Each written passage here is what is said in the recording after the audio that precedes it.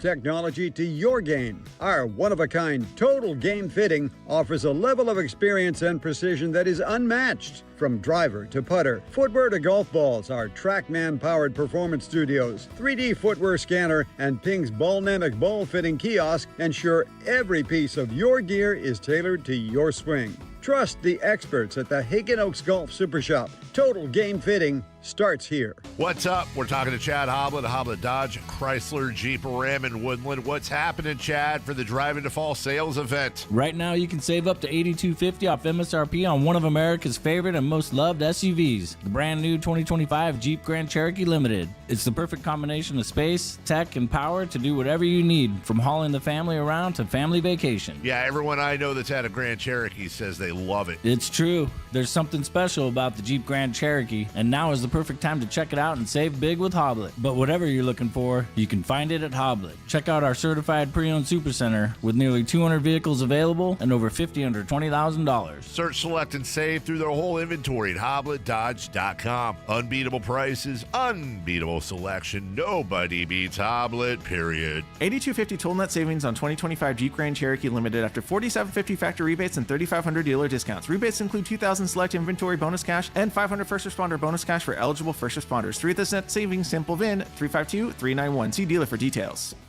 When I was a kid, I remember my dad, a lineman, leaving in the middle of the night. Families were depending on him to get their power back on to keep them safe and warm. Watching him taught me that this work isn't just about wires and circuits. It's about people and the trust they place in us when the lights go out. That's why I started Maverick Electric Heating and Air, to carry on that same promise of showing up, doing it right, and protecting families when they need us most.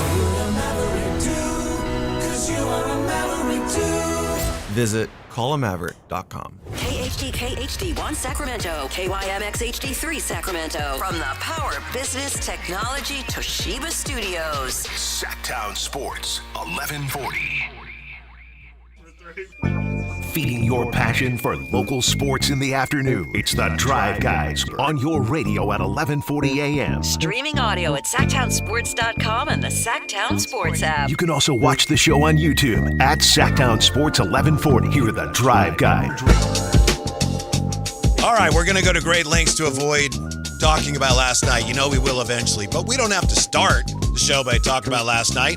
Chris Watkins with us again today. Hey. Jay, of course. So, we ended the show yesterday talking about how the Boston Celtic coaches destroyed the media. Right. In a pickup game. Correct. 57-4, if I remember correctly. Yeah. What NBA coach do you think right now, do you look at and go, I could take him one-on-one? I can take that scrub. That's a great question. I would have said Frank Vogel in a previous life. Obviously, he's not a current NBA coach. Yeah. I'm trying to think. Mine it's tough because Budenholzer, but then I found out he was a professional in Europe or something. Yeah, that's the thing. Even like a guy like Mike Brown, pretty unassuming. He's got a pretty decent college career, and don't let him fool you. He's got some handles as well. I know Jeff Van Gundy as well as, Stan Van Gundy has a video of him kind of going between the legs all the way down the court. So I don't know. I think my general consensus has been that pretty much anybody who's coaching at the NBA level has some level of skill to him, though. Could you take Tibbs? Yeah, I think that might be the one.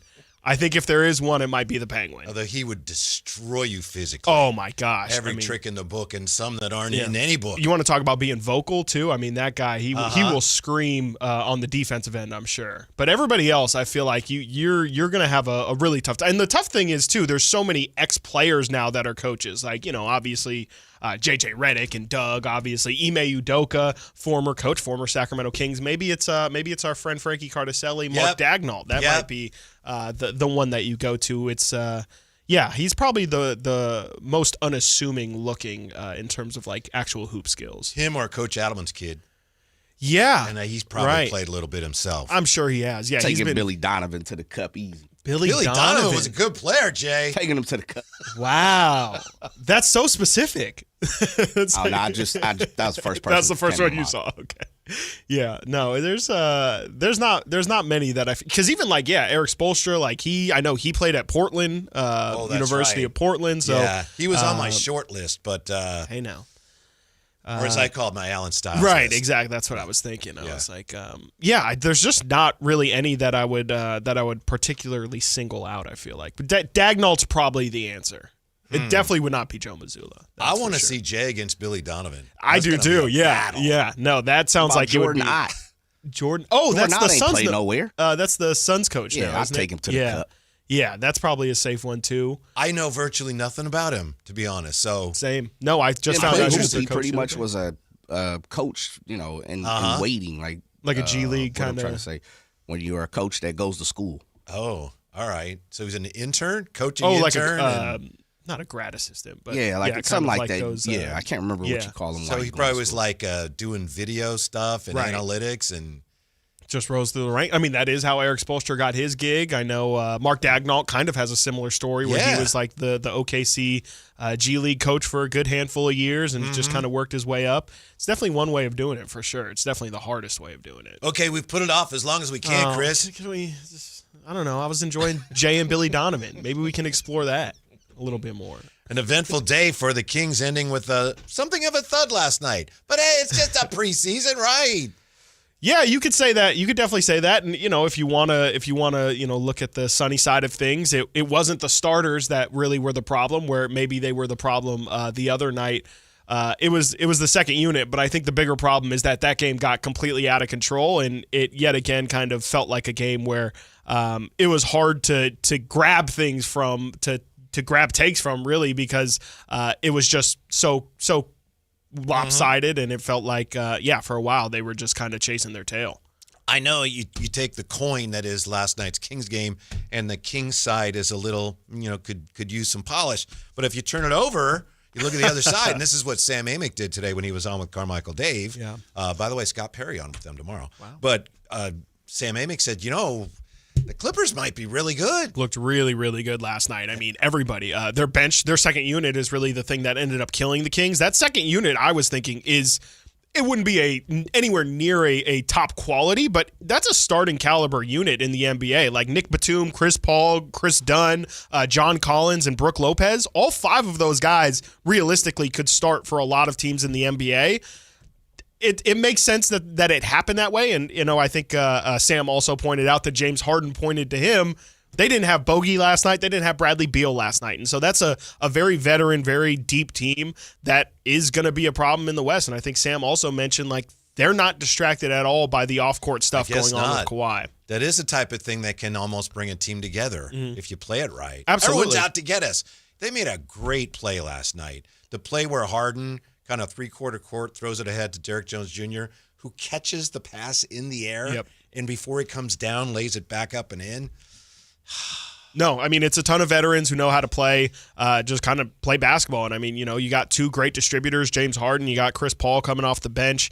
And you didn't even really need the James Harden and Kawhi Leonard last night. I mean, Brook Lopez was out here looking like the greatest basketball player anyone's ever seen, and John Collins had himself a night. I mean, that's going to be the problem with playing a team like that is they can give it to you so many different ways, and they have maybe the best coaching staff in the entirety of the NBA with Van Gundy as an assistant, and Ty Lue obviously is maybe regarded as a top 3 to 5 head coach in the NBA. So if we're going from head to toe, they're great. If we're going assistants, I might ask for Van Gundy. That's probably where I would go. I mean, he's short. He's, again, a little unassuming. He played high school basketball in Martinez or Richmond. We got it. Come on. That's just a BART stop. Who would you be more confident against? Pardon me, him or his brother? Oh. See, I would be afraid that Stan's got some weight to him, and so he could probably throw that weight around a little bit. I think I'll take Jeff. I think I would take Jeff and feel pretty good about it. And I've got some years on him as well, so I feel like I can get by pretty easily. Here's why, speaking of feeling good, if I were a Clippers fan, and I don't have anything against the Clippers, all that aspiration stuff is interesting. I don't really have anything against them, nor am I a fan. But if I were a Clipper fan, as we had these discussions about, wow, they look good, deep down I'd feel like there is no way this team will be healthy in the postseason. It is almost a physical impossibility. Well, I would say the only way, and that's maybe where the depth will hopefully play, if you want to be optimistic on the other side of the coin, if you will, like them having so much veteran depth, maybe they can afford to maybe have Kawhi Leonard, as he traditionally does, sit out 25 games or so. James Harden is somebody who generally does play a lot of regular season games, but we know how he collapses in the postseason. They're already hurt. Again, Bradley Beal is hurt. Bogey is going to be out for a good stretch of time. Blew his quad out or whatever it was. And Brook Lopez last night was that's my guy. maker. That is my guy. I have been a Brook Lopez fan, Lopez twin fan for as long as I can remember, and that's what he does. Like that is what he does. Bank shots. He had a Dirk fadeaway with Dylan Cardwell all up in his face. I know Doug kind of mentioned that's what happens when you let a guy get going, kind of blamed more of the initial stages of letting Brook get hot, and then we kind of see him hitting those ridiculous shots. But he was on one of those, at ridiculous. least one of those, he was 26 feet out. 100%. So I understand as a coach, you got to get it out and contest. But I defend the players. I don't blame you for. I'll give you that. Yeah, I'm not thinking that 7'2" guy is gonna hit it like that. But that's what the scouting report said. It's what Doug said after the game too. Is like, you got to know your personnel, and that's really the biggest part of last night. Is just it just felt like they really. Weren't prepared. Like, that second unit just was not prepared to get blitzed in the way that they did. And again, hats off to the Clippers. They have a great squad. That's a veteran squad. And they were going against a ton of young guys, but you would have liked to see a little bit better effort, especially on the defensive end. How about, looking for some positivity here, how about Nick Clifford?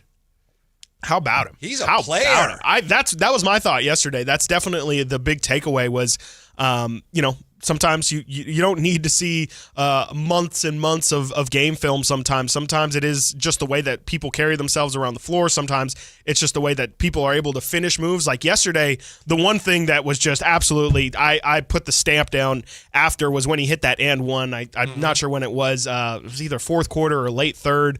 And he hit that really, really tough and one. Just the body control. That was Cardwell, I think, shoveling it to him. Shoveled it to him. Absolutely. I thought, Dylan Cardwell had some good moments yesterday, but I just thought Neek really displayed it all yesterday. I mean, mid-range game, some turnarounds. He had a putback dunk, had a couple offensive rebounds on top of that. I think he was the only King who hit multiple threes yesterday.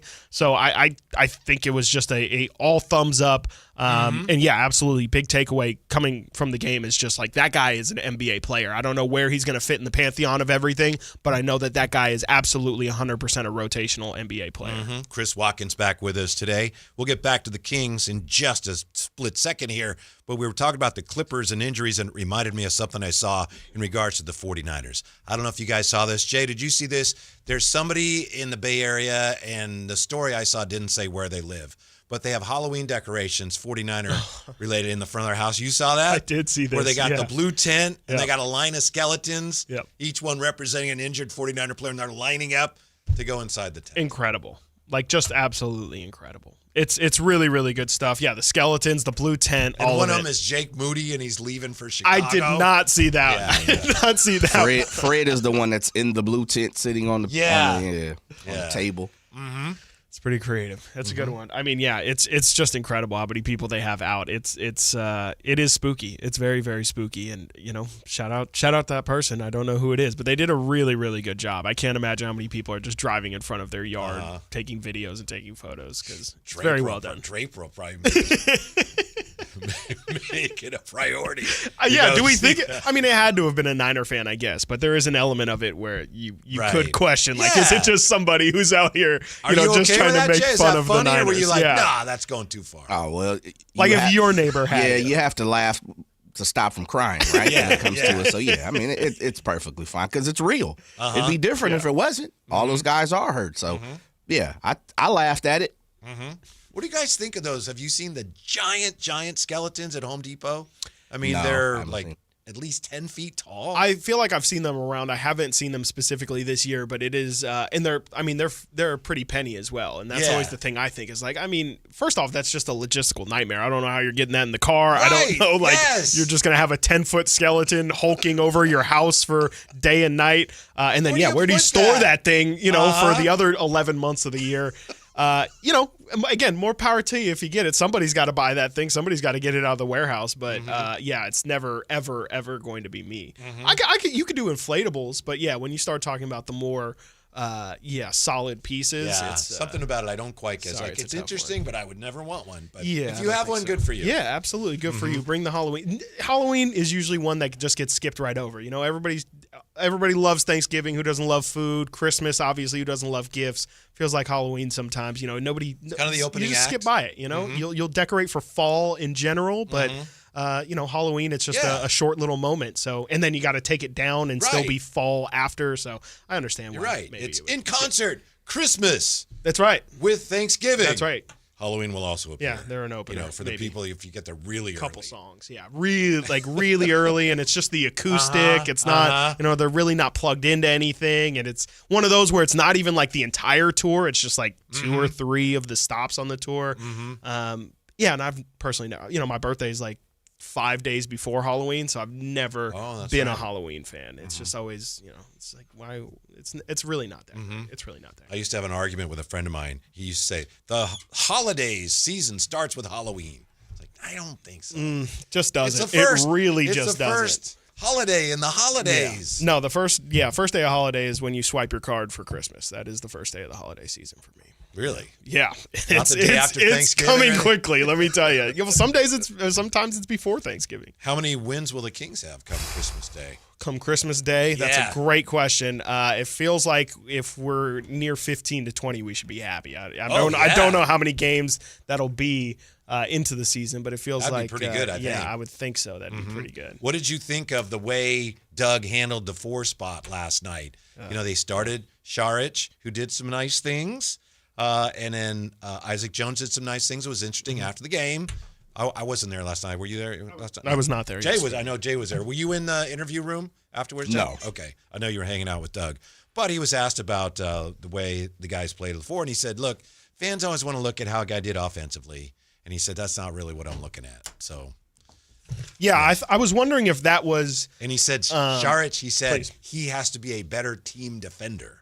He did say that. Yeah, I think he said Saric, they're going to look for team defense, and then IJ, they're going to look more to be an individual standout on the defensive end, like block shots, and kind of have some moments on the defensive end, and like be a rebounder, be a playmaker on the defensive end. Yeah, it was definitely interesting for sure. I kind of feel like what you initially said, that Doug mentioned yesterday about offense kind of being a little bit of a blinder for people for determining how their game was.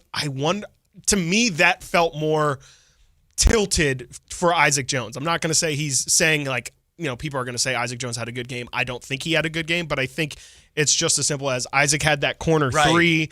That obviously really sticks out, especially I don't know what Dario finished with. I don't remember him scoring yesterday. He scored. He had a 3. Yeah, he had 5 points. Okay. He was 2 of 6. Okay, he had 1 assist. He had a really nice assist. Yeah, I think you know, he shot the ball really well Friday. He did. Yeah, I was 4 wondering threes, if when Doug said, "Don't pay too much attention to the offense," if he was pushing back on some people who saw Saric Friday. Yeah, and I was one of them going, "Whoa!" Yeah, right. There might be some more there that. I think. It's just, I think it's very open is the thing that we've gathered. And, you know, that's what they've said from the jump with Keegan going down is it is going to be an open competition. Doug, as a matter of fact, day 1 told us not to read into the preseason lineups because he's just going to straight up be testing things like, which is totally understandable. To answer your question, I think I really liked more what IJ brought. I also just kind of think in general with it being such a veteran starting unit, I would just like some youth in there. I would like, I would just like to have some sort of youth focus as well besides the element of what he actually brings on the floor. I just think, as we talked about a ton yesterday, I think the direction of this team is a lot of the emotions from the fan base is more based off of the direction in which they feel like the team is going or what they're actually focused on. And I do think something as small as like Isaac Jones getting that role or getting significant minutes or Maxime Reynaud, who knows? I think that would go a long way with helping people feel like, okay, we haven't completely lost the plot here, especially with, Russ entering the equation as well. It's foolish to get alarmed by anything in the preseason other than, a catastrophic injury or something, heaven forbid. And by the way, Domas, to me, it sounds like there's a good chance he's okay. I would think we'll so, see. Yeah, we'll see.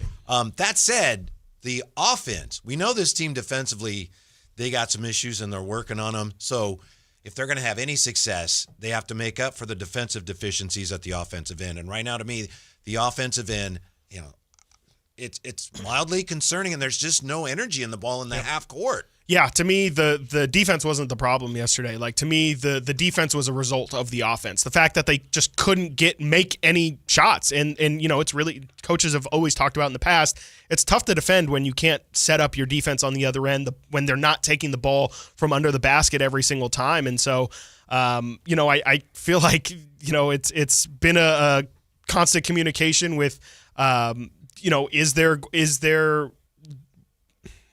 are they right to lean into the defensive end of things from the coaching perspective? There's been so much talk about, the 94 feet and the, we want to be defensive minded, or Scott Perry said we want defensive minded players. And then yesterday, I think Zach LaVine actually mentioned a lot of the strengths and leaning into, he thinks that they should lean into more of their strengths, and pretty much only listed offensive strengths when mentioning that.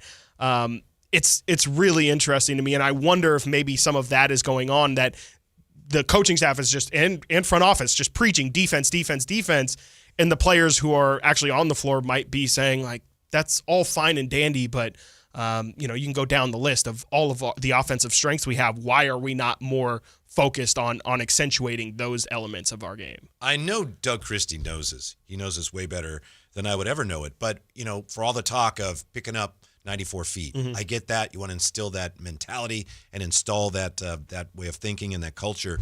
But there's some guys you don't want your players picking up 94 feet. Yeah. I mean, I'm not going to mention anybody, but if you have somebody who's slower than whoever they're picking up, and they blow by you, all of us, it's 5-on-4. Right. It doesn't really do you any good. Yeah. So I understand the importance of, hey, we want to have that mentality, but it's not actually always a good thing. No, it's not. Yeah, it's definitely not, for the exact reason you mentioned, right? Yeah. It's like, I actually need to play further off of you so that I can actually manage to keep you in front of me better. And so I think that's where some of maybe the messaging, and it's not on Doug, I guess, maybe it is, but I think that's maybe where some of the messaging is getting thrown off, is that, yes, again, 94 feet maybe is more about instilling the mentality for everybody, but the actuality of who is going to guard 94 feet isn't everybody. It's guys who make sense. We know Chris, because he told us this when he was on the air with Jay and I last year. And I don't even know if Kyle was there that particular day, but that's not the point. The point is, he will exaggerate and say, we need this in order to try to get people here. Remember last year he was talking about 53s? Right. And we talked about that. Yeah. And he said, I say that because I'm hoping we can get, around 35 40. or 40. So when he's talking about 94 feet all the time, he might really actually be trying to get them to just... We get half court. Yeah. Right. You just be a little more intense defensively. Well, and I think that's also, something, frankly, I have been like a hawk. I have been watching that specifically, like, where are they picking up? And that's the most concerning part for me, is they're not even picking up at half court. And so I don't know, again, is there miscommunication there from a more of a what is being coached versus what we are being told in media scrums and things like that? And that's not him lying to us or anything. It just might just straight up be a miscommunication. It just, to me, I think that's where I, again, start to get concerned with maybe the message just isn't getting through to the players, because we saw it in the preseason game 1 against the Raptors. That is the exact kind of game plan that I think Doug is trying to instill. Yes. It doesn't have to be, It doesn't have to be Keon Ellis. It doesn't have to be Keegan Murray. It can be anybody. It can be the role players. It can be the stars. But just making them feel you and getting up in their space and making them uncomfortable. It just felt so clear as day watching that Raptors game 1, and just not seeing the Kings play that way ever since. I think when I see them start to at least show elements of that is when I will feel like things are maybe starting to click. But right now, and it could just be fatigue. These guys are tired. Yeah. They've been running some two-a-days. This is preseason game 5 or 4 or whatever. And so I can understand them being tired, but it hasn't looked how I think Doug Christie wants it to look. And neither has, if we're being honest, Dennis Schroeder. Yeah. And again, it's just preseason. Right. But to me, he looked last night to me like he did in the first game, where I just felt like, is he okay? Yeah. It just didn't seem like he felt well or something. It just none of that Dennis Schroeder what we were promised, right? Yeah, the guy who is going to bring it every single day. And, Scott Perry in his intro press conference mentioned that he's, much like Russell Westbrook, like a guy who brings it every single night and sets the tone. And Doug has talked about how we want Dennis Schroeder to be the one setting the tone 94 feet and turning guys and all of that stuff. The tip of the spear. He's supposed to be the tip of the spear, and it's only preseason, but so far he's been more of a Nerf dart. Yeah. It has been very nerfy. Plenty of time to rectify that. Absolutely. Hey, and there's some strong Nerf guns out there, okay? Especially nowadays. Be careful. Yeah. Goggles. I think I've seen the same from DeMar DeRozan as well. I think you can kind of say that both of those guys, you hope, and it's really not great, but like you hope that they're just sleepwalking through preseason. Like you hope that those guys are just veterans. Dennis Schroeder saying, dude, I just played all summer. Like, do I really need to give my all for these 4 preseason games? DeMar DeRozan, I'm in year 17. Doug, like, what I bring.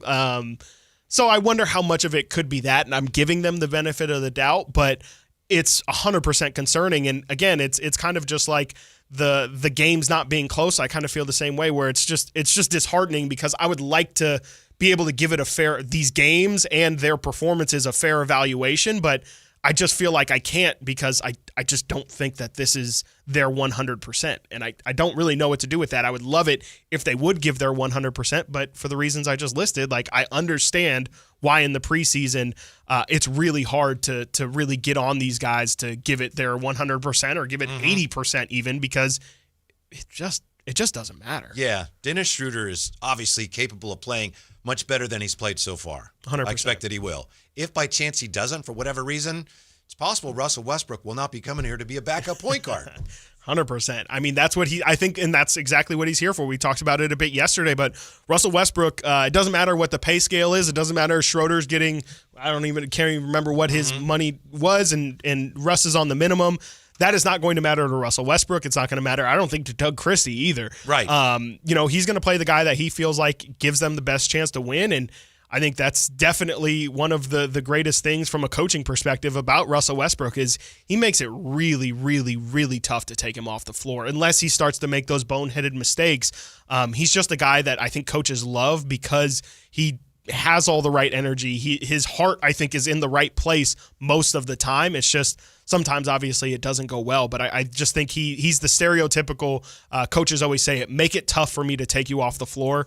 I think that's going to be the case with Russ, and hopefully iron sharpens iron there, and Dennis Schroeder kind of, snaps into place. Yeah, when we come back, we're going to talk a little bit more about anything positive we can find from that game last night. I'm sure there was something. I'm sure there were some papers or something. Yes, we'll dive into those next with Chris Watkins today on Sactown Sports. Hey, it's Carmichael Dave here, talking to you about my good friends at American Energy Heating and Air. Now, they're upgrading their offerings to you to include plumbing, bringing that same expertise and experience into the plumbing space. They're no longer just heat and air.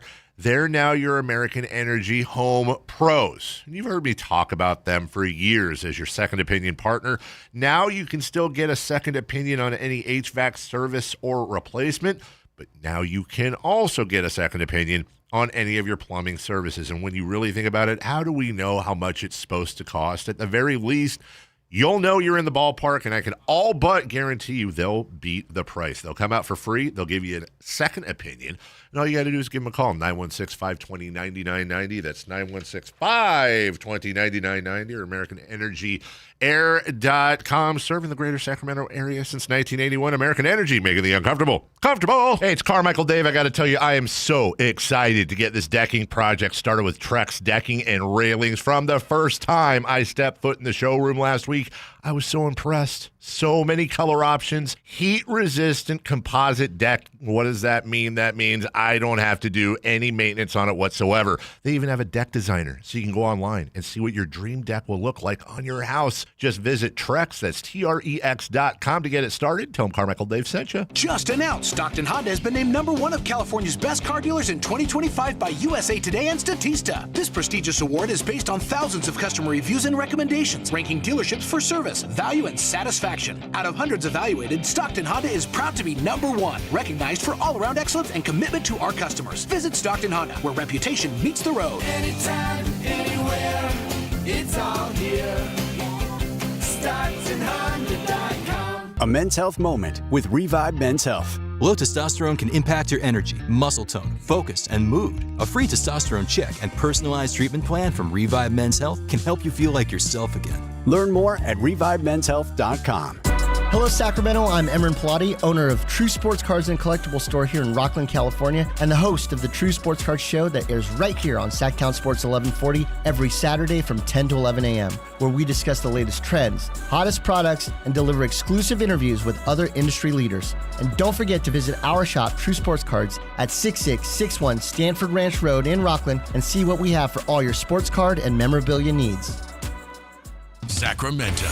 Buckle up. Fasteners Inc. Tool Outlet is dropping one day of insane Milwaukee deals on Saturday, October 18th. Bare tools, batteries, and kits at insanely low prices. All Milwaukee hand tools, tool accessories, and Milwaukee pack-out boxes will be 20% off. Spend $100 and you'll get a lotto ticket for up to $1,000 off your next order. Again, that's one day only. October 18th at Fasteners Inc. Tool Outlet, 6701 Power Inn Road. For more info, visit fastenersinc.net. Fasteners Inc. Better tools, better prices. Sinners and Saints is back at the venue at Thunder Valley, Saturday, October 25th. Don't miss the Michael Jackson tribute concert, the $5,000 costume contest, and more. Don't have FOMO checking your social media, seeing your friends posting from the party. Get your tickets now at ThunderValleyResort.com.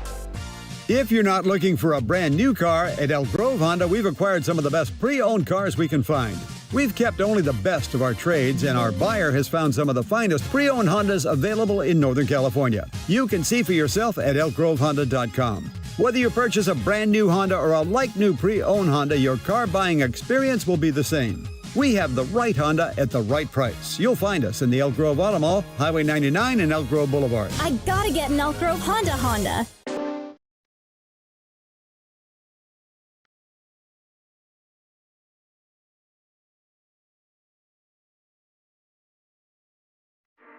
Live and local, it's the Drive Guys. Watch the show on youtube.com/Sactown Sports 1140. Or listen on the Sactown Sports app. Chris Watkins with us today would take you up to just a crackerjack of a Thursday nighter, huh? What does that mean? Is that like a blockbuster? Is that like a different way of saying that? An AFC North clash. Yeah, absolutely. Yeah, two ancient rivals squaring off. Yeah, there was a point where this used to be like a very, very physical game, like the Vontez Burfict kind of game, and yeah, obviously I think there was the moment where he kind of took out Antonio Brown, and yeah, I mean this used to be AFC North, like you said, like a true crackerjack game. Yes, a crackerjack of a game. Crackerjack of a game. Yeah, absolutely. a prize inside. Oh, okay. And you're right. There you go. That's starting to make sense. As we were discussing with Allen's Thursday night. That's right. What's going to happen? I mean, you can say that for Sunday games this year. Really? What? Oh, what's going to happen? No clue. I mean, the Thursdays, NFL it's as open as it's been in a while. 49ers Rams proved that, right? Right, absolutely. That was supposed to be the boat race of boat races, and absolutely it was maybe the best game I've seen this year. I mean, it's tough to beat that Sunday Night Football Week 1 Ravens-Bills, but the drama of all that game, and then to see Mac Jones just get absolutely destroyed all game and to come out with the victory. Absolutely, yeah. Thursdays in general, again, are just squirrely nights. You get a short week from a preparation standpoint. Right. I think things just end up getting weird on Thursdays. Things were, I don't know if they were weird for the Kings last night. Things didn't go well. They lost to the Clippers 109-91. And Joshua Moore in the YouTube chat, he's had it. Uh-oh. Joshua Less. Joshua Moore says, Clippers look to have given 100%. Why do we keep making excuses for the disaster that is the Kings? If the Kings aren't giving 100%, isn't that an indictment of the coach not getting through to the players or the players tuning the coach out? Well, first of all, Joshua, thank you for being with us. Thank you. And I can't speak for anybody else, but when I suggest maybe they weren't giving their all, I'm just trying to look for a reason. Yeah, maybe they were. Yeah, exactly. But, they do have a lot of veterans, and the preseason is the preseason. Just trying to explain why they look so out of sorts. Yeah, I think, exactly. We're not saying that's it 100%, but that's that's our best educated guess. If you're on any level suggesting this team's giving up on the coach, I haven't seen any evidence of that. No, if anything, I've seen things to the contrary of that, as a matter of fact. But No, and I would also say it wasn't necessarily Kawhi Leonard and James Harden that were setting the Kings' nets on fire last night. It was John Collins and Brook Lopez for the most part, and those are guys who are, maybe competing for roles within that team. I think John Collins especially is trying to enter that starting lineup. Brook Lopez maybe is trying to show he still has some left in the tank. He's obviously backing up Zubac there, so he's trying to stamp himself a role. So I think there's reasons why those guys maybe gave more effort than. And when you make shots, I know Doug addressed that 100%. Last night. He said, we let the fact that we missed so many shots affect us. How long has that been a problem for this team? I mean, that's, again, not even just a Doug Christie problem. That's Mike Brown used to say that all the time. I'm sure Dave Yeager, we can pull up, or Luke Walton, Dave Yeager, I'm sure we can pull up clips. And I'm sure it's just a common problem with all of these NBA athletes. But it's something that really has been a problem here in Sacramento. Defense in general, but especially just trying to win a basketball game in more than one fashion. It's not always just about, hey, our offense was much better than theirs last night. Sometimes your shot's not going to go. That doesn't mean that night is a waste. You might as well pack it up and go home. Like, you need to try and find other ways to win. And I think that's more, again, the message that Doug Christie is trying to send out there is it shouldn't just be shots aren't falling, so let's go home. That's been one of my concerns with this team for years now. This team has shown us since Beam Team 1, they're not a very good shooting team. I know we talked about this yesterday, and I don't mean to be redundant. But you look at the three-point numbers as a team, and I know there have been players that have come and there have been players that have gone, but they're not a great three-point shooting team. And in today's NBA, and I think Katie mentioned that last night, obviously you shoot like they did last night, you're not gonna win. Not gonna beat anybody. Games. Yeah. So they're not that bad, but they're not a great three-point shooting team. No, they're not. They have a couple three-point shooters, but that's not really how basketball works anymore either. It's not really just, hey, let's run as many. Keegan. Absolutely, yeah. And you miss Keegan on top of that. It's not, you run pin downs for JJ Redick, and JJ Redick can get you 22 points in a night. Like that, those guys definitely still exist. He is a coach I do not want to play. That is definitely, that was the one that was number one in my head of I do not want to play. But yeah, I think it's just, you're right. Like they just don't have enough guys out there on the floor, especially with Keegan out. Like if Dennis Schroeder, whose career under 35%, DeMar DeRozan, mid-range shooter, there's a reason why he's not taking those threes. He can, but he's not nearly as lethal from out there. And then Domantas Sabonis, I don't know what we want to do about that three-point shot, but when it's not a free three or whatever you want to call it, it's not looking nearly as good as what we maybe thought it was looking. Glad he took as many as he did last night, because it seems to me during the season, if he misses a couple, he's like, I ain't. Yeah. And maybe that's smart. And they would have to be wide open as well. In the preseason, I appreciate that he's like, I'm trying to shoot more of these. I got to let it fly. No, absolutely. It is much better than the alternative, and I shouldn't shy him away from doing it, because it's the only way you're going to get better, right? It didn't go in, and it wasn't pretty. It did not go in, and it wasn't pretty, but you are 100% right, and it's the same mentality with Isaac Jones. Like, I would much rather you take those things, and especially now take it and figure out what your comfort level is than maybe we're doing this 20 games into the season trying to get a gauge on where it is. So, but the bigger point is more just these guys are not reliable three-point shooters, and it's great Zach LaVine has capability to be 50, 40, 90. It's great Keegan Murray, in theory, can be a 40% three-point shooter, but you need more than those two guys to hit threes, and that's where it's great that Keon Ellis can do it. It's great that Malik can do it, but a lot of the guys, nowadays, it feels like if you're going to be on the floor, you really can't afford to have more than one guy who can't shoot. Mm-hmm. Here's an example of why the plus-minus is so unreliable for just one game, and I'm not going to get bogged down with the numbers. It does stand out, though. DeRozan was hit minus 18, Domas minus 9, Zach LaVine minus 15, Schroeder minus 5, Isaac Jones minus 16, Neek minus 13, Dario Saric plus 4. Yeah. So he wasn't the problem then, is what that's what plus minus is telling me, is that Dario Saric is definitely not the problem, and they actually would have won if Dario played. They had 5 Dario Saric's last night. Man, look out! Come on, that's the winning formula right there. That's what we need to figure out how to do. So yeah, just be careful about that. But that said, I thought Isaac Jones. I know we touched on him earlier, and we're going to talk about Neek Clifford. He was so good, but Isaac Jones showed some bounce last night. Yeah, for sure. That's what he brings, right? His energy. I think during Summer League, me and Brendan were able to talk to him, and he kind of mentioned that he's more of a we were trying to think of like similarities with other players in him, and he kind of mentioned that he's more of an offensive energy guy, whereas maybe, you know, if you think of Montrezl Harrell or someone else who kind of fits that, Kenneth Faried maybe is more of a Isaac Jones fit, where, you know, other guys, again, like Montrezl Harrell were maybe more of, I bring energy on the defensive end of things. So that's definitely something that I've noticed the most is he's very active on the offensive glass. He's very physical as well. And I feel like his game is growing. You know, he's one of these guys who has a story of, you know, I kind of got into basketball late. I had a late growth spurt.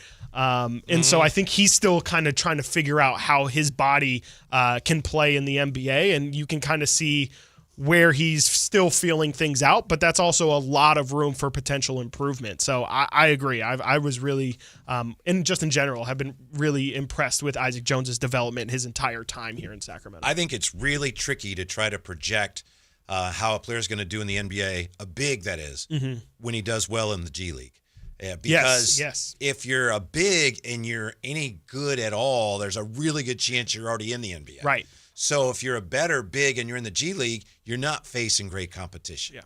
I mean, like, Scal was really good last dominant, year. Absolutely dominant. He can't really get any minutes at the NBA level. No, 100%. So for Isaac Jones, you know, there's some question. He was even in summer leagues, like, he's dominant. How much of that can we see translate? Last night, I thought we saw a little bit. Mark Jones made the point that Isaac Jones has been working on that corner three all summer long.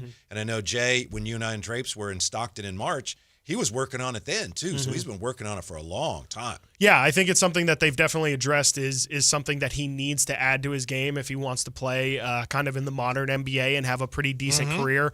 I don't think it's necessarily something he has to add for this Kings team. I think it definitely makes him a little bit more versatile for sure, but it's just in general, like it's for him to survive in the NBA, he's a little bit of a tweener.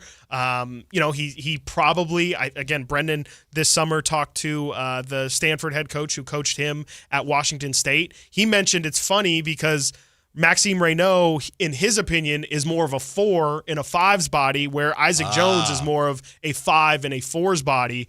And so he thinks sometimes that can kind of take a while for any coach or any fan, anybody kind of watching his game to realize. And I've kind of kept that in the back of my mind all summer long. If that applies here, maybe that we talk a lot about Isaac Jones. I think a big part of him hitting the corner three is that allows you to play more with Sabonis as well, which is something that the Kings have just struggled to find. I just don't know if that's his destiny. To me, I think he would be a really good backup 5, a guy who does bring energy, and I think it's just tough. It would be tough for that to work out here in Sacramento because Sabonis is already an undersized center. I don't know if the Kings off the bench would want to bring in more of an undersized guy. Kind of exacerbate your issue. Exactly. Amadrock has the right of it. He says, Lopez cooked the Kings. It almost seemed like he hit some no-look three-pointers. I know he didn't, but I'm with you, Amadrock. It sure seemed like it. It felt that way. I mean, it seemed like he could have made about 5 of them if he wanted. Those were some horse shots for sure. Like, there was a couple where he was just like, you're leaving me open. Like, I'm just going to – I mean, he's 7 feet tall, so the arc on it is just going to be absolutely ridiculous. But, yeah, some of those shots are just rainbows. And the banks are really impressive.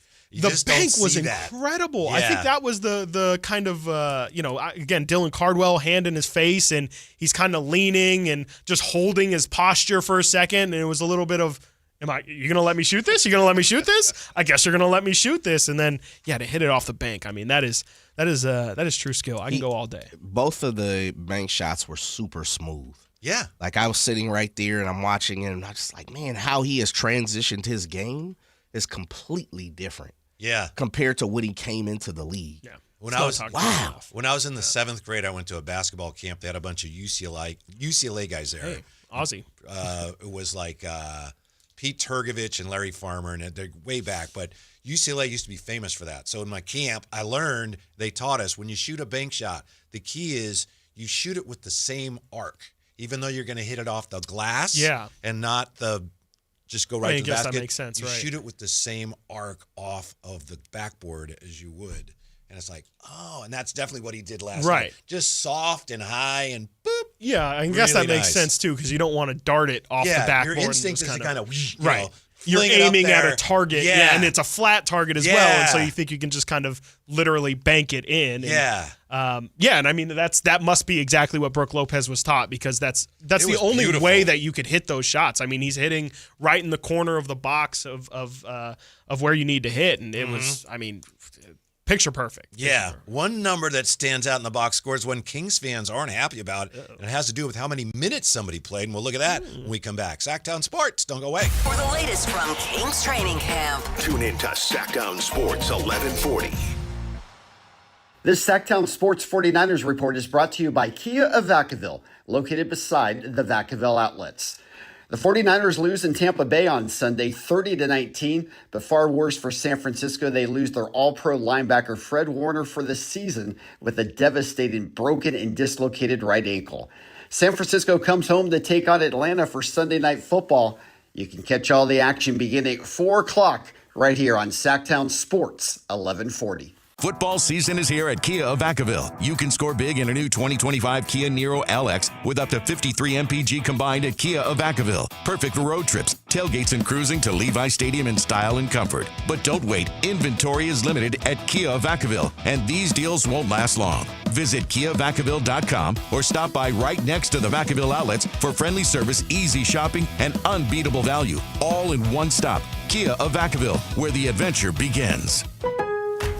I'm Scott Hansen, host of NFL Red Zone. Lowe's knows Sundays are for football. That's why we're here to help you get your next DIY project done, even when the clock isn't on your side. Whether that's a new Filtrete filter or Bosch and Cobalt power tools, Lowe's has everything you need to feel like the MVP of DIY. So get it done and earn your Sunday. Shop now, in-store and online. Lowe's, official partner of the NFL. With Progressive's Name Your Price tool, you get coverage options based on how much you want to pay for car insurance. And then you decide how to spend the rest of your money, because you're in charge. And right now, you're going to pay for groceries. But you decide what groceries. Just keep in mind you're running out of dishwashing soap. But you decide if you're going to buy that soap. It's just those dishes won't clean themselves, will they? Remember, with Progressive's Name Your Price tool, we'll help you find coverage at a fair price. And then you're in charge. Progressive Casualty Insurance Company and affiliates. Not available in all states. Price and coverage match limited by state law. With Progressive's Name Your Price tool, you get coverage options based on how much you want to pay for car insurance. And then you decide how to spend the rest of your money, because you're in charge. And right now, you're going to pay for groceries. But you decide what groceries. Just keep in mind you're running out of dishwashing soap. But you decide if you're going to buy that soap. It's just those dishes won't clean themselves, will they? Remember, with Progressive's Name Your Price tool, we'll help you find coverage at a fair price. And then you're in charge. Progressive Casualty Insurance Company and affiliates. Not available in all states. Price and coverage match limited by state law. With the new IHOP value menu, $6 is all it takes to go to your happy place, where stacks of pancakes with bacon and eggs are just $6 every day. French toast, sausage, and eggs are, you guessed it, $6. And fluffy omelets come with a side of pancakes and only cost $6. Go to your happy plates every day at IHOP. $7 in some locations. Available every day for a limited time at participating restaurants in the U.S. Hours may vary. No substitutions. Not valid with other discounts or promotions. Prices may vary. I'm still going for it, even with higher stroke risk from atrial fibrillation and a regular heartbeat not caused by a heart valve problem. Over a 3-year study, Eliquis apixaban tablets reduce stroke risk better than warfarin, and over 97% of Eliquis patients did not experience a stroke. A first stroke occurred in 2.9% of warfarin patients versus 2.3% of Eliquis patients. Don't stop prescription Eliquis without asking your doctor. Stroke risk may increase. Eliquis can cause serious and potentially fatal bleeding. Don't take if you have an artificial heart valve, abnormal bleeding, or antiphospholipid syndrome. While taking, you may bruise more easily or bleed longer. A spinal injection increases blood clot risk, which may cause paralysis. Get medical help right away for unexpected bleeding or bruising, or back pain, tingling, numbness, muscle weakness, or incontinence. Aspirin products, NSAIDs, SSRIs, SNRIs, and blood thinners increase bleeding risk. Tell your doctor about planned medical or dental procedures. Learn more at Eliquis.com or call 1-855-ELIQUIS. When you're hiring, have you ever felt like you're missing out on meeting truly great candidates for your roles? It seems impossible to find them, but they have to be out there somewhere, right? Well, they're not hard to find when you know where to go, and that place is ZipRecruiter. And right now, you can try ZipRecruiter for free at ZipRecruiter.com/free. ZipRecruiter helps 10 million people with their job search every day, And because these people are actively looking for jobs just like yours, it's easy to find the right person right away. In fact, 4 out of 5 employers who post on ZipRecruiter get a quality candidate within the first day. But if you're not using ZipRecruiter, you're missing out. So see what it's like when the impossible is easy. When you go to ZipRecruiter.com/free right now to try ZipRecruiter for free. Once again, that's ZipRecruiter.com/free.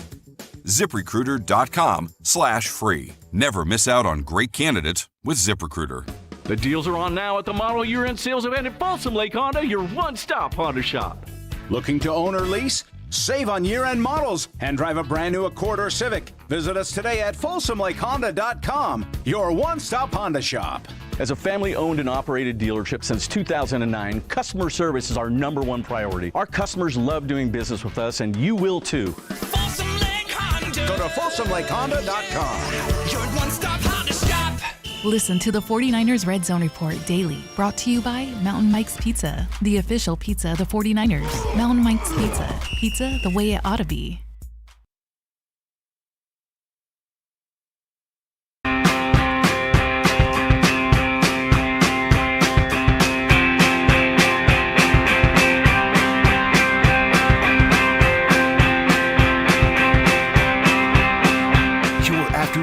For Kings talk and so much more. The Drive Guys on Sactown Sports. Chris Watkins with us today. We're just getting ready for some baseball here. Dodgers and Brewers get ready for Game 3 of the National League Championship Series. Jay, you being a real baseball guy, having been a professional baseball player, I think you would appreciate this.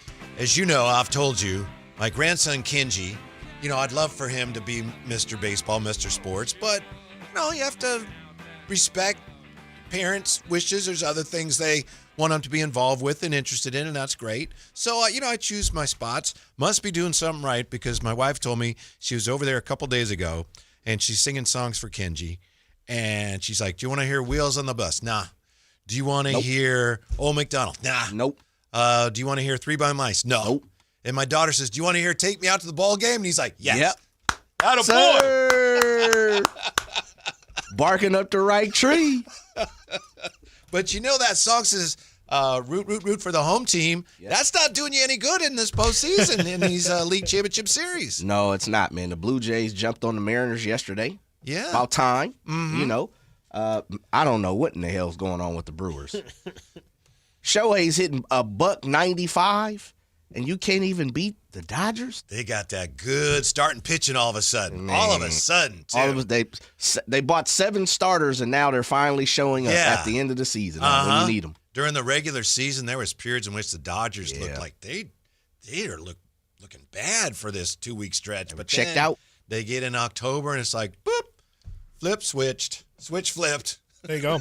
Switch flipped. Flip switched. And then they just find Roki too. I mean, not find Roki, but he obviously goes through his struggles, and then it's like, hey, how about we try, him in the pen, and it works. Yeah. Of course, it works absolutely perfectly. Yeah. So the Jays lose 2 at home, go to Seattle and win, and then the Dodgers win 2 in Milwaukee, and they're back home. So we'll see. Yep, back home in L.A. And Come on, Brewers. We'll see. For the home team. Brew Crew. Let's go. And I bleep and bleep.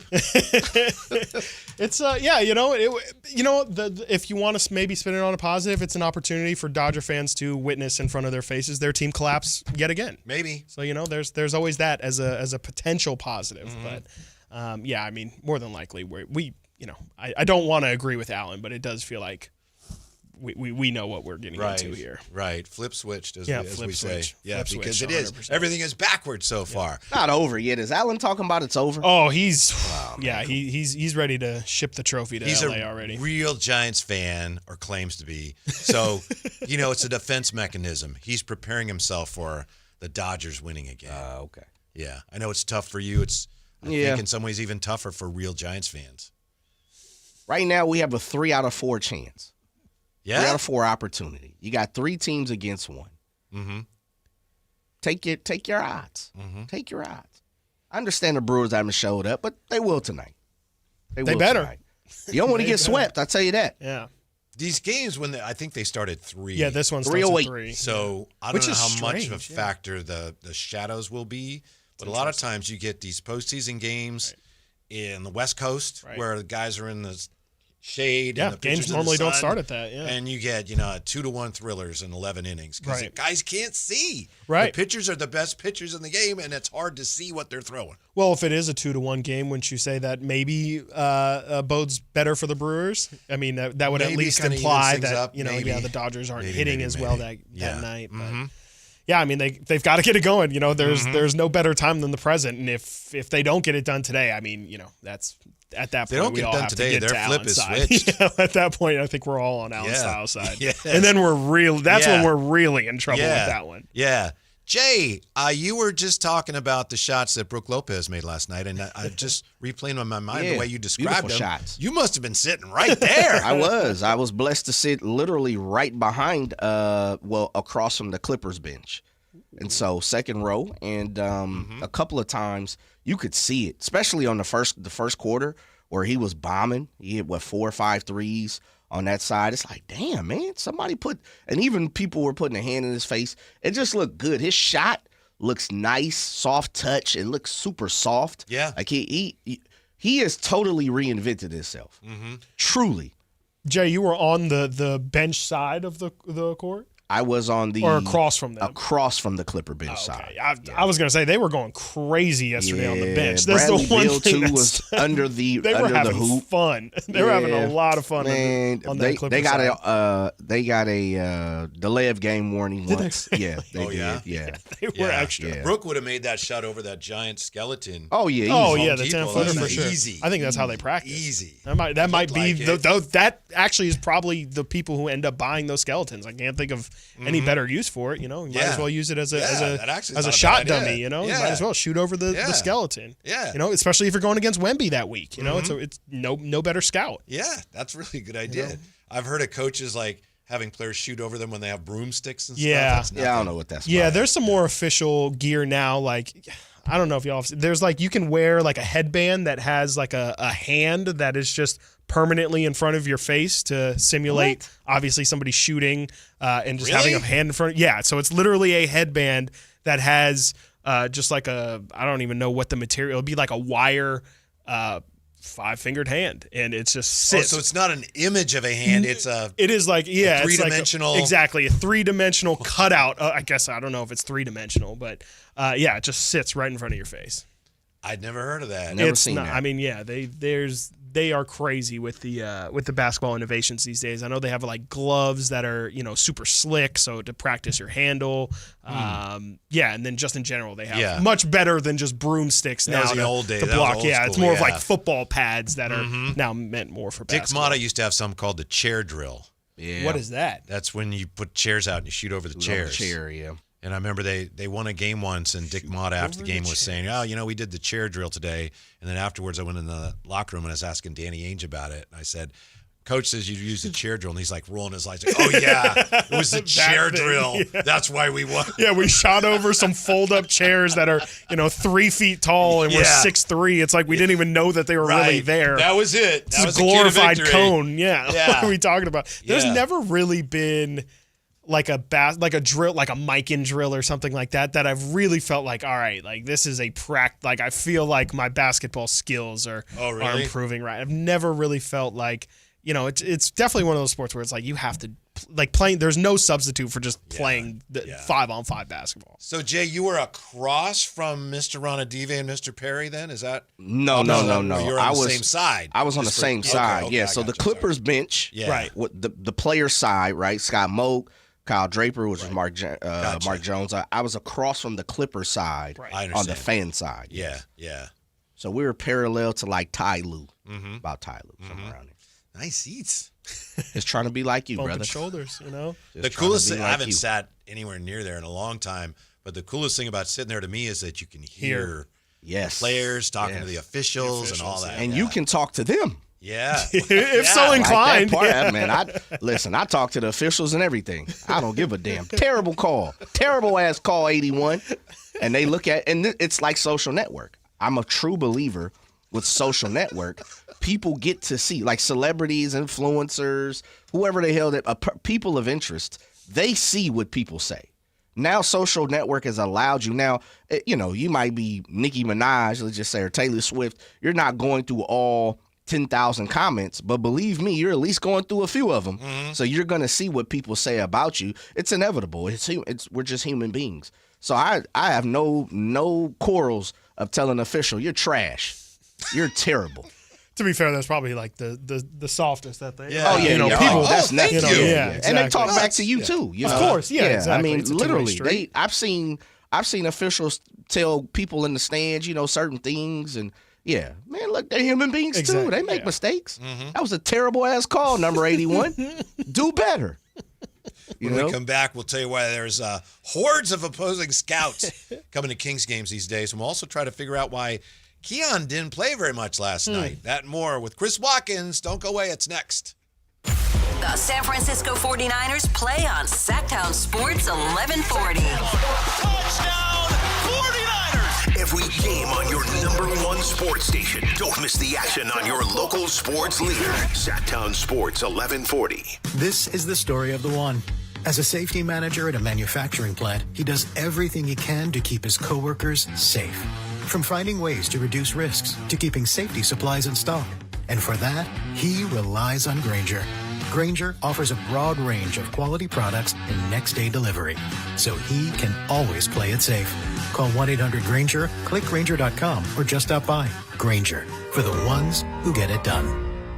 Everybody knows that Sacramento Chrysler Dodge Jeep Ram is the spot to get yourself a brand new car. That's why people are coming from all over. Folsom, Elk Grove, Woodland, Roseville. But they also have the best selection of pre-owned vehicles. All makes and models, every one of them top quality, hand-selected by General Manager Chuck Dean. Over 70 vehicles below $30,000, over 25 below $20,000. You can see that full lineup at SacSuperstore.com. And if you find a lower price somewhere else, they'll match it. And on top of that, the best car buying experience anywhere. Sacramento Chrysler Dodge Jeep Ram.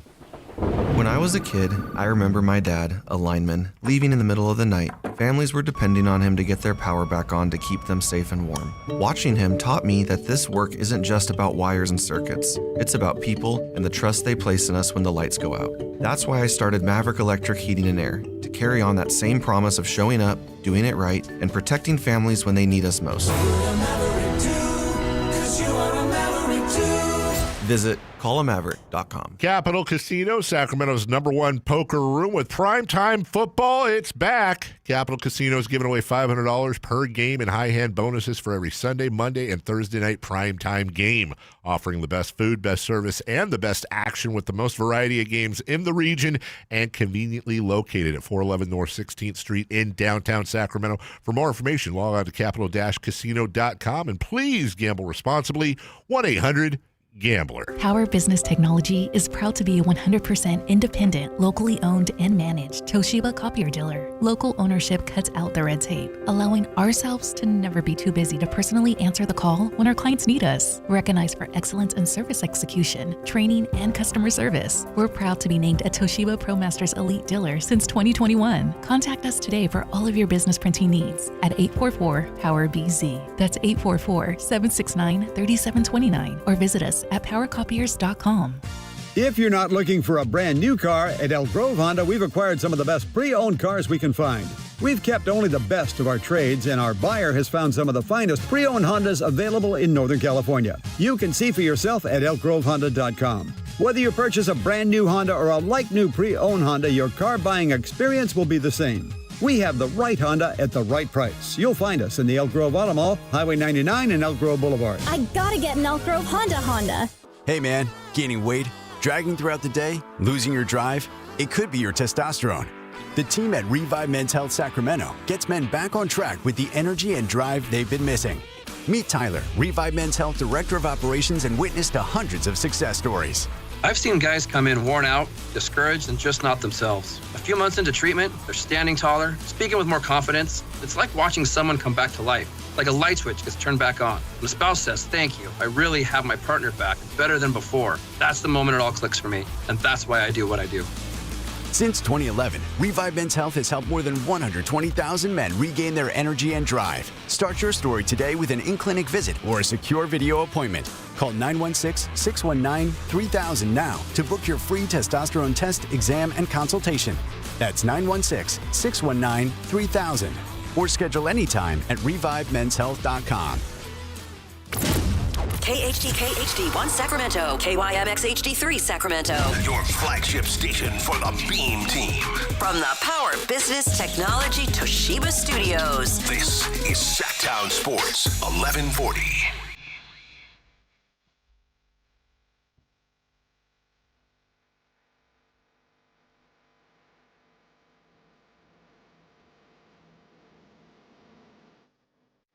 Live and local, it's the Drive Guys. Watch the show on youtube.com/Sactown Sports 1140. Or listen on the Sactown Sports app. Chris Watkins helping us pick through the wreckage of the Kings' preseason loss to the Clippers last night, 109-91. We have not, at least I've not, seen or heard any more updates on Domas. Nope. Yeah. Nothing as of yet. Nope. Yeah. I'm feeling pretty good about that. Yeah, I think Kyle might have said in our crossover that MRI, but that's it, Yeah, which we'll isn't a real update, obviously. Right, Just right. that they So will we give a further update. wait the results for It that. can't be too much because he's traveling with the squad. Solid point. Yeah. Mm-hmm. Yeah. No indication that's anything significant. No. But we'll Right. see. Jay, I just want you to be careful because I know that you were, last night, you had great seats. Tremendous Some would seats. say the best. And you were exchanging pleasantries with Tony Brothers. The NBA has reminded teams to prioritize addressing inappropriate fan behavior at games this season. They did that today. Probably I was because going of to me. say. That's right. That's called the J memo. Right It is, there. baby. They sent it out. The J joint. I'm glad I came in there and see no FedEx envelope, so that means I ain't get fined. The J memo sent to all 30 teams, copy of which was obtained Wednesday by the AP. It includes this from the league. They told teams that it wants, quote, consistent and vigilant enforcement of the NBA fan code of conduct to deter and address fan misconduct at NBA games and events, end quote. Interesting. I mean, just more so in the sense of I don't know how much control any of them really have. Like, you know, how much can you control how much fans yell? I mean, I don't know. To me, that's it's great, and I think it definitely is needed to an extent, but I don't know how really teams are meant to enforce that more. Yeah. Fan behavior, of course, has been a big topic, a hot topic. Some fans in Dallas ejected for their reactions in the days after Luka was traded. Minnesota, a fan was ejected from a playoff game for racially charged comments directed towards Draymond Green. I would guess part of this is the league realizes the way things are going now. Something could happen. Of course. Hopefully it doesn't. Let's make sure we're as covered as we can be legally if something happens. I mean, I hate to think that way, but maybe that's part of it. Just if you've ever been to a game where anything has broken out or come close to broken out, you know that the people upstairs, ushers and things, there's really not much they can do. They can't do any. As a matter of fact, I think they're explicitly told not to get Yeah, involved yeah. because that is not their job. The ushers are not there to break up fights. That is what like the security or the police Right. is there to do. And so, Right. yeah, I think that it puts them into a little bit of a strange situation. Obviously, if you have a complaint, somebody's yelling over you, like that is more than grounds to speak to the usher. But even then, like I think there's just only so much that all of these people can do, and you know, at some point, people have to take accountability for their own actions as well, because a lot of the time it's, you know, 18,000 people in there, 17,950 are being great, and there's just a couple people in there who want to, you know, make themselves known that night. The NBA in the memo, and again, this was something that came out today, told teams that arena staff, quote, must be trained to identify behavior that violates NBA rules and to respond proactively, end quote. It also told teams, quote, keep an eye on that J guy. Whatever that means, you know, it's put in there. I assume everybody says if you know, you know. Yeah, I mean, it's definitely it's something that does, I guess, in a way, need to be addressed. I mean, obviously the extremes, like you mentioned with the Draymond situation. Funny enough, I think this is actually pretty pertinent to hear because Russell Westbrook is probably the number one. Yeah, that's I don't what know I was thinking. I don't know what word you want to use for it. Victim, I guess, for maybe lack of a better term, but with the Westbrook stuff and just in general, again, he elicits emotion. He is one of the. I listed him with Draymond and Dylan Brooks. Like, there's just certain guys in this league that really fan bases get really, really energized about, and Russ is 100% one of those people. So it wouldn't surprise me if this ends up being a really, I guess not big problem, but something that comes up 1 or 2 times this season at least. Yeah, they're just trying to get out ahead of it as best they can. Of Good luck with course. that. Hopefully it's not necessary. Yeah, and I mean, we can have a deeper conversation about, like, is drinking the real problem? Like, do they need to cut drinks off earlier than, I think that's maybe like halfway through the third quarter, might even be at the start of the third quarter.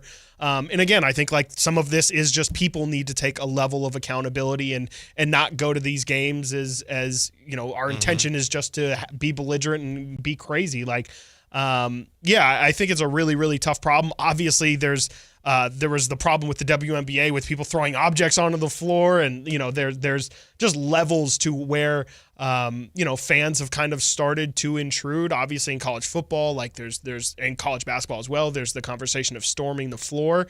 Everybody has these different conversations of how their fan etiquette can get better. It feels like, in my opinion, the NBA does a fairly decent job of keeping their games fairly well-spirited while not really cross. Of course, you're going to see fights, you know, here and there going to a game, but from my experience, it is fairly tame in terms of how other sports are. I know the verbal abuse might be more so than other sports, though, because it is so.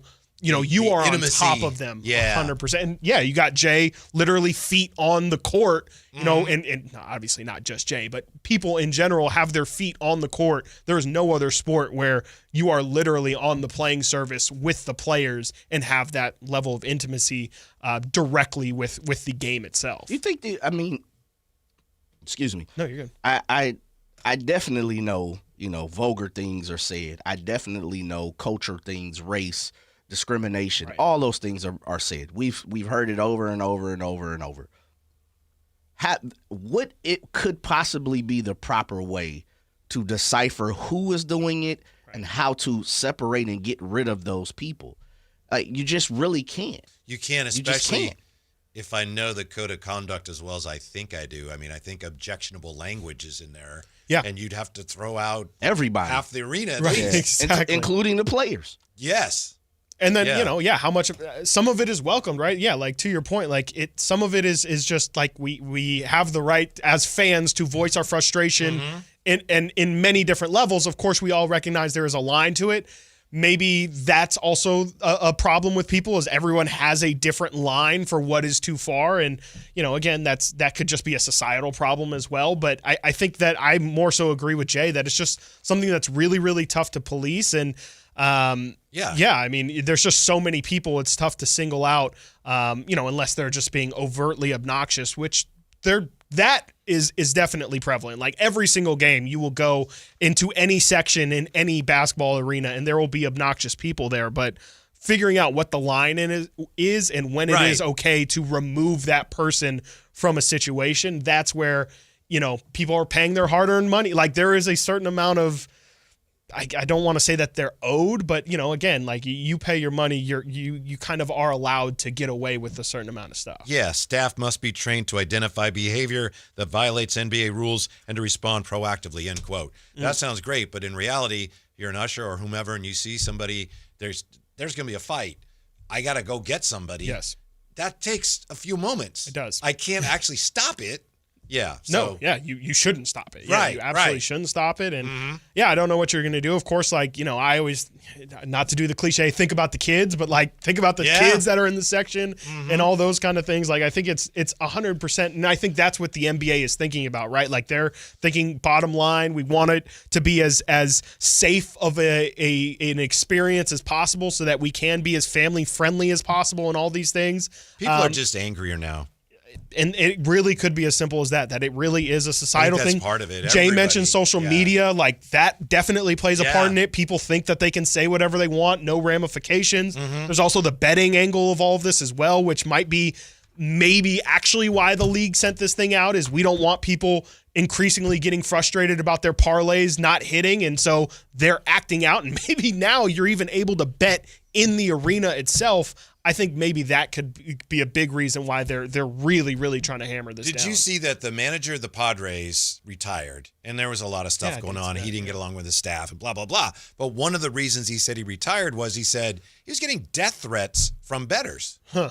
Yeah. And I'm sure not that's part of the job. That's not what he signed up right, for. but I'm sure it's much more common than any of us would realize. 100%. And Oh, my I gosh. have to admit, when I saw it, I was like, whoa, it buckled me a little bit. Then you think about it, wow, I'm sure that happens a lot. I just saw a player in one of the games of preseason on X, and I can't remember who it is, so forgive me, but someone was like, hey, shoot another three.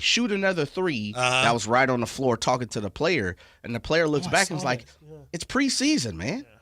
Yeah. Hey, we got Get a some life. things that we're working on. He's like, you bet on preseason? And he's like, dude, you're a degenerate. The player is talking back to whoever, the fan was that was. The fan was Jay, by the way. No, because I don't. I know. Yeah, I don't lay the floor. Yeah. But it was especially not on 3-point shots. Especially not preseason. Absolutely not. I would know sharper things to do. But I was like, man, it is true. It is real. And athletes know it.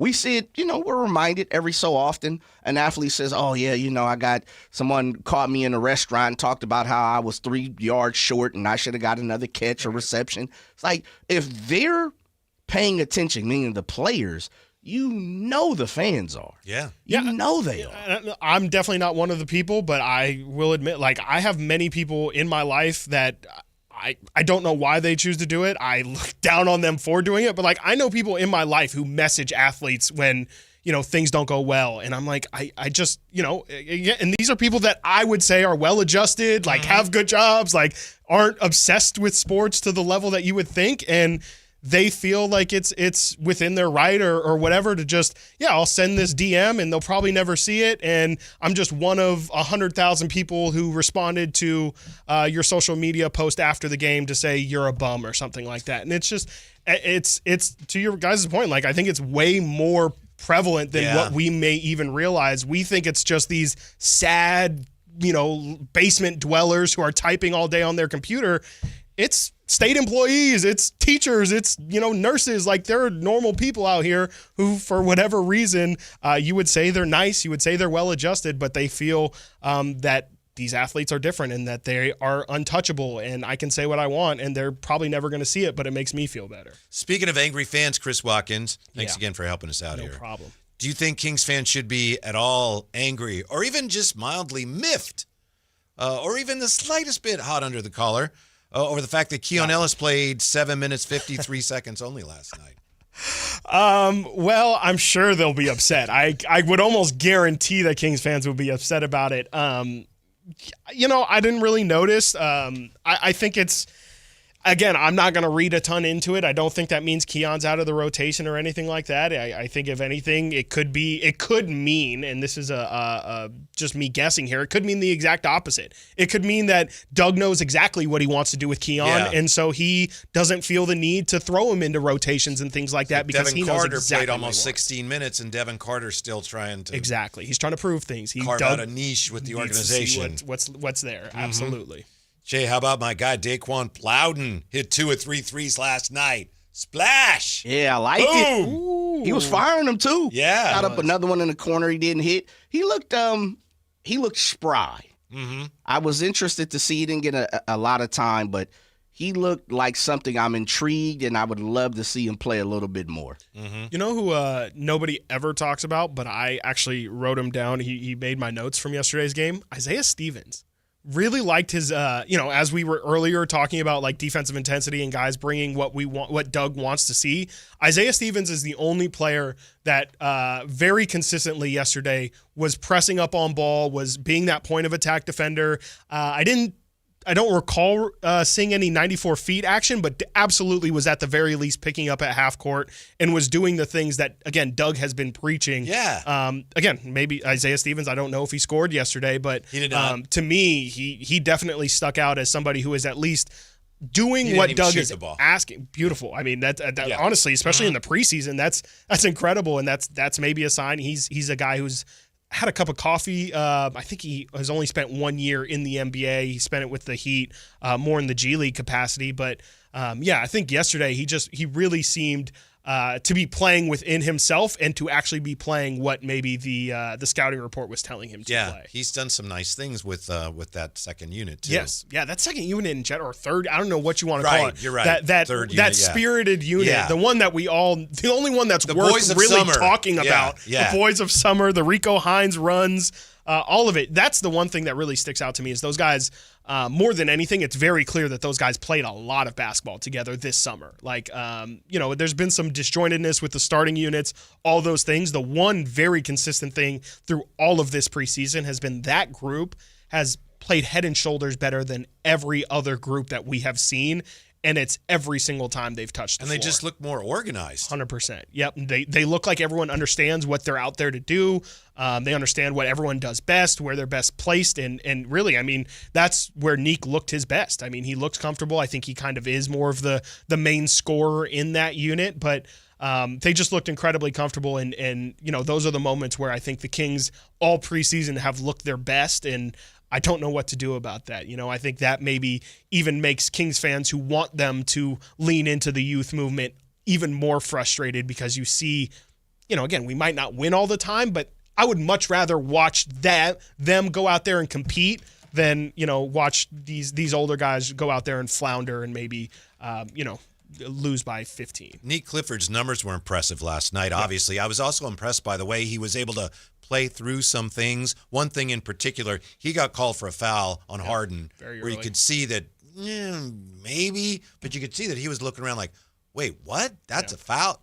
It's a rookie and it's James Harden, but he overcame that. He played through that and still had a really good game rather than just getting bewildered. Dumbfounded and just being like, I guess I can't touch him then, right? Like, it was great. And, for him to kind of just breeze through those welcome to the NBA moments. There was a moment yesterday when Isaac Jones got switched on to Kawhi, and I kind of thought the same thing of just like, man, this is just kind of throwing them into the fire a little bit. And obviously it's still preseason, but just I can't imagine, Neek Clifford when he's on the other side of James Harden and then on the other side of Chris Paul, that it has to be the ultimate welcome to the NBA or like this is now your reality kind of moment where, you almost have to pinch yourself because it's like, I can't believe that this is where I'm at and these are the guys that I'm competing with. And frankly, again, like Neek looked like he belonged. And I think that's the biggest takeaway. Yeah, and we've seen that consistently now. Yep. Now, you just talked about how you'd rather see some of the younger players and see some of the older veterans kind of muddle through this preseason. So what do the Kings do here if they get off to a poor start? We've been kicking that around. We'll wait and see. But Sam Amick wrote about that today, in a way. I assume that's what he's writing about. Sam wrote, there's a reason that hordes of opposing scouts have been coming to the Kings games in this preseason, and it's not because they're dying to see if Dennis Schroeder can truly unlock the core of Sabonis, LaVine, DeRozan, Monk, and the like. It is, at least in part, because rival teams expect the Kings to be sellers by the time the February trade deadline comes around and need to evaluate their group to decide if their respective teams should come calling. That is, that's interesting. That's not really something we've heard a lot about necessarily is the other side of the interest of all of this. Of course, we talk all the time about, can the Kings get off of Zach LaVine? Will they move off of Domantas Sabonis? Hordes of opposing scouts. I'm going to go ahead and say, I don't know if this is true, probably not, but you can't, in the media, I was going to say, you can't turn around without bumping into at least 3 scouts from other teams. No, I mean, and it probably does feel like that. I mean, you're very familiar with that space. The scouts kind of have that one row that they all sit in. And I wasn't there yesterday, but I would imagine that means that there was probably 2 rows of scouts out there yesterday. And I think, it's super telling. And again, I think here in Sacramento get a little bit of tunnel vision and just assume nobody wants these pieces. They're like, even if we wanted to ship these guys off, we're getting nothing from them. I think at the very least that is saying that there is the league is circling. The Sharks are circling a little bit around the Kings, potentially blood in the water for all of their stars to be available. And I think that seems to be the route that I would guess this team is eventually going to limp into. Yeah, it would make a lot of sense. And obviously, if that's where they are, it's tricky for Scott Perry because if you're looking at trading a bunch of your guys, the last thing you want to do is come out and say, we're trading these guys. Right. Because their value, which already is like kind of iffy. Right. Boop. So especially for shipping the multiple. media, as members of the national media, the local media, and fans look at you and go, he doesn't know what he's doing. If that's what he's doing, he can't tell anyone. Right. If it's a matter of, look, maybe we come out, maybe we win our first 20 games, then we may rethink things. But if we get off to a slow start, some of these guys play well, maybe we move them at the deadline for future assets. That actually makes sense. That would be a sensible plan. Don't know for sure that it is the plan. I suspect it is. But again, he can't come out and share that with us. Yeah, no, and that really hit me yesterday, more from a conspiracy brain thing, too, because yesterday I wasn't at the game, but I was texting with Brendan and Frankie who were at the game, and they said pretty much that they had come to the conspiracy that maybe Malik wasn't playing last night because it's, hey, I'm trying to make sure if I am going to be traded with Russell Westbrook entering the building here today, potentially, you know, what does that mean for my future is maybe my exit sooner rather than later. And so, yeah, I kind of had that same thought of, you know, here we were all day yesterday trying to figure out the why of why this happened. Is there maybe something else? And that's, again, where I think, you know, what if Scott Perry did this move and it's just the order of operations weren't there, and if maybe the order of operations were different, people would have a different reaction and things would just make more sense. So trying to not get too consumed in the day-to-day, and again, trying to keep an eye on the big picture of everything, because again, this thing is a work in progress, and it's not possible to fix this thing in a month or something like that. It's going to take time for all of the pieces to eventually, I think, start to come together and make sense. Yeah, in all fairness, in all honesty, I know yesterday we had Sean Cunningham on with Alan, and Alan basically asked Sean, do you think the Kings would do that at the deadline? And Sean's opinion, he said, I don't know, but my opinion would be I don't think they're built that way. In terms of being sellers at the deadline? Yeah, he thinks they don't want to blow it up.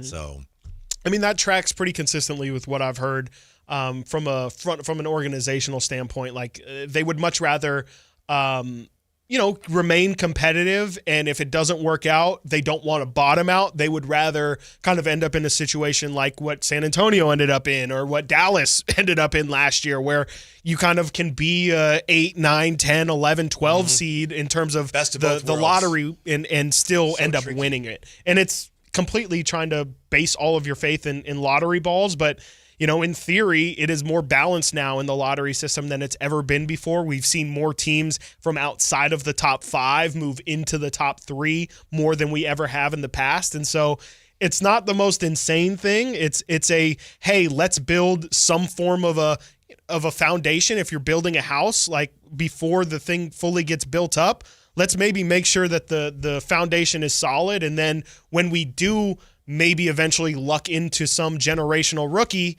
it's not just, okay, the plan starts now. There's at least some legwork that's been done into it, but I think that's living in the most optimistic world. Even the Russ thing.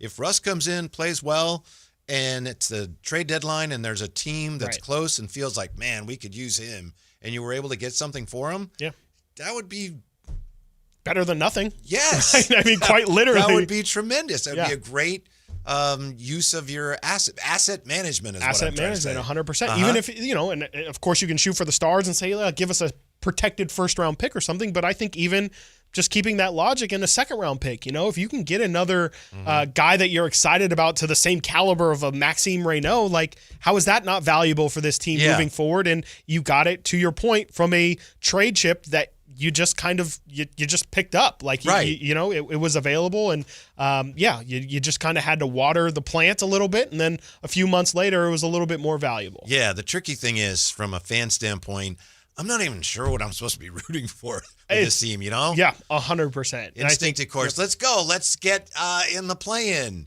But wait, what's better if they're losing? Is that it's confusing. It's as confusing as I remember a season being from the emotional standpoint of, what exactly are we supposed to root for? Because I think there is something that our brain is telling us is the logical thing to root for. But again, I think it's just that push and pull of what is the reality of what this team is and what the team looks like. It wouldn't be good. I mean, I feel like something I've been saying is just like it's much better to plan to tank than to be forced into a tank or to be forced into a rebuild situation. Dictate your own terms. 100%. You want to go into the season saying, look, we're going to play Neat Clifford. We're going to play Maxime Reynaud. We're going to play Keegan Murray a ton, Keon Ellis a ton. That's our focus. Whatever happens because of that, good or bad, we're willing to live with. But if you're intending to be competitive, if you're intending to fight for the play-in, and then 20 games in, 30 games in, you're like, maybe like it would just be a lot easier to even lean into that's just not, from an organizational standpoint, that's obviously not process-oriented. That is just not how you want to operate. When we come back, guess what? According to some newly released figures, the Kings franchise is worth an awful lot of money. We will look at those numbers next on Sactown Sports. For the latest from Kings training camp, Tune in to Sactown Sports 1140. Sacramento weather is brought to you by Outgrove Honda. I'm Dirk Verdorn in the KCRA 3 Weather Center, and clear skies and light winds tonight will bring temperatures down into the 40s as we head into your Friday morning. We'll also have some patchy areas of fog, but then plenty of sun and temperatures in the mid-70s. Get the latest forecasts on the KCRA 3 News and the KCRA 3 app. At Elk Grove Honda, we've acquired some of the best pre-owned cars we can find. Whether you purchase a new Honda or a like-new pre-owned Honda, Elk Grove Honda has the right Honda at the right price. In the Elk Grove Auto Mall, Highway 99 and Elk Grove Boulevard, or elkgrovehonda.com. I gotta get an Elk Grove Honda. Sacramento. Buckle up. Fasteners Inc. Tool Outlet is dropping one day of insane Milwaukee deals on Saturday, October 18th. Bare tools, batteries, and kits at insanely low prices. All Milwaukee hand tools, tool accessories, and Milwaukee packout boxes will be 20% off. Spend $100 and you'll get a lotto ticket for up to $1,000 off your next order. Again, that's one day only. October 18th at Fasteners Inc. Tool Outlet, 6701 Power Inn Road. For more info, visit fastenersinc.net. Fasteners Inc. Better tools, better prices. With 25 award-winning years in Northern California, Ashton & Price is your local injury law firm. Pro attorney tip: if a firm presents as local but they're in LA, red flag. If your first consultation is not with a lawyer, big red flag. At Ashton & Price, your first consult is with a local attorney, and if serious injury prevents travel, a lawyer will come to you. Still not enough? George Washington's my uncle. At Ashton & Price, no red flags, just red, white, and blue. Remember, for the best advice, don't think twice. Call Ashton & Price. For over 90 years, Hagen Oaks has partnered with the biggest brands in golf to bring cutting-edge technology to your game. Our one-of-a-kind total game fitting offers a level of experience and precision that is unmatched. From driver to putter, footwear to golf balls, our TrackMan-powered performance studios, 3D footwear scanner, and Ping's Ballnamic ball fitting kiosk ensure every piece of your gear is tailored to your swing. Trust the experts at the Hagen Oaks Golf Super Shop. Total game fitting starts here. Check engine or ABS light on? Take the guesswork out of your warning lights with O'Reilly Veriscan. It's free. Ask for O'Reilly Veriscan. O'Reilly Auto Parts. When your reputation's on the line, you don't leave anything to chance, especially your primer. Painters trust Kills primers for a smooth start, strong adhesion, and serious stain-blocking power. And now, the full Kills lineup is available exclusively at the Home Depot. Need it fast? Get same-day or next-day delivery, or order online and pick up in-store. Kills primers. Pro results, faster. The Home Depot. If you're a pro, you know. Go from daydreamer to industry leader with Amazon Business. From office supplies to IT essentials, Amazon Business provides tools that help you save costs and make insight-based decisions. Learn how to bring your visions to life at AmazonBusiness.com. Hey, it's Carmichael Dave. I got to tell you, I am so excited to get this decking project started with Trex Decking and Railings. From the first time I stepped foot in the showroom last week, I was so impressed. So many color options, heat-resistant composite deck. What does that mean? That means I don't have to do any maintenance on it whatsoever. They even have a deck designer, so you can go online and see what your dream deck will look like on your house. Just visit Trex, that's Trex.com to get it started. Tell them Carmichael Dave sent you. Catch all the action at Sky River Casino. Enjoy over 80 table games, more than 2,100 slot machines, and a thrilling high-limit room. Plus, with 18 elevated restaurants, bars, and lounge destinations, and Sky River rewards that add up and up. There's something for everyone. Just minutes from Sacramento, right off Highway 99 in Elk Grove. Join in the fun and experience new heights. Sky's the limit at Sky River Casino. Visit skyriver.com today. Gambling problem? Call 1-800-GAMBLER. Hey, it's Carmichael Dave here, talking to you about my good friends at American Energy Heating and Air. Now, they are upgrading their offerings to you to include plumbing, bringing that same expertise and experience into the plumbing space. They're no longer just heat and air. They're now your American Energy Home Pros. And you've heard me talk about them for years as your second opinion partner. Now you can still get a second opinion on any HVAC service or replacement, but now you can also get a second opinion on any of your plumbing services. And when you really think about it, how do we know how much it's supposed to cost? At the very least, you'll know you're in the ballpark, and I can all but guarantee you they'll beat the price. They'll come out for free. They'll give you a second opinion. And all you got to do is give them a call, 916-520-9990. That's 916-520-9990 or AmericanEnergyAir.com. Serving the greater Sacramento area since 1981. American Energy, making the uncomfortable comfortable.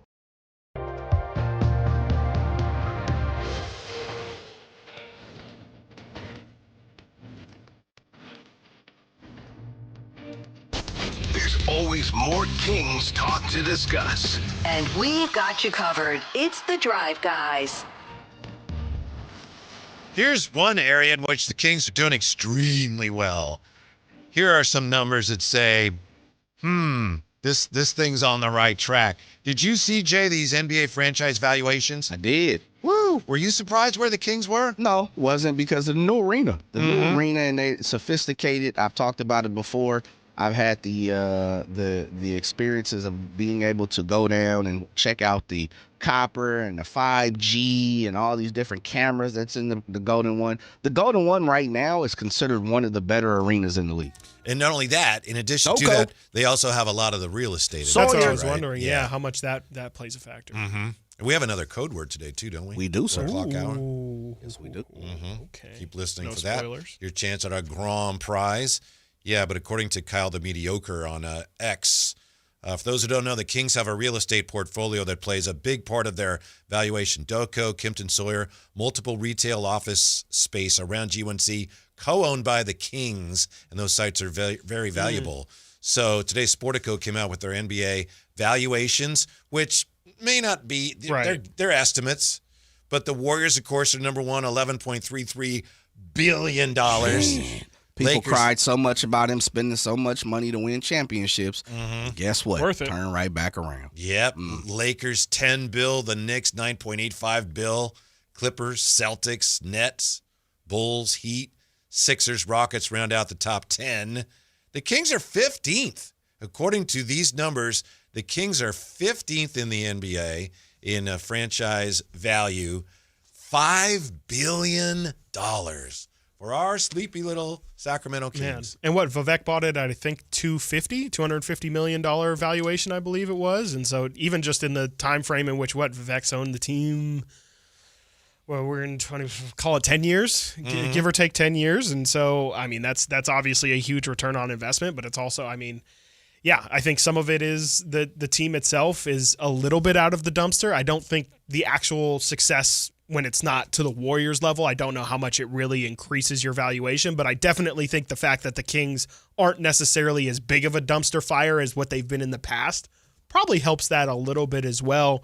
And yeah, I think in terms of like some of the other smaller market teams that you would consider in the NBA, the Kings being towards the top of that. I mean, of course, like they're not going to sniff the Knicks and the Lakers and, you know, I'm sure even to the extent like, yeah, the Sixers and the Clippers and obviously all the big cities across the league, but it's good that they are above let's see here, they're above teams like Cleveland, cities like Indiana, Milwaukee, San Antonio, OKC. The Kings are kind of at the top, I guess you could say, or near the top of the smaller markets, which I think is exactly where they should hope to be from a business perspective. There is not a very strong correlation, according to this list, between franchise valuation and success of the teams. I would the Warriors are number one, and obviously the Lakers are and up I there. guess to that, Brooklyn's number 6. Yeah, Brooklyn's 6 and the Bulls 7. Right. So yeah, most of the teams in the top 10 obviously big cities. The Sixers are 9th, and they've done some things, but they've been underperforming overall.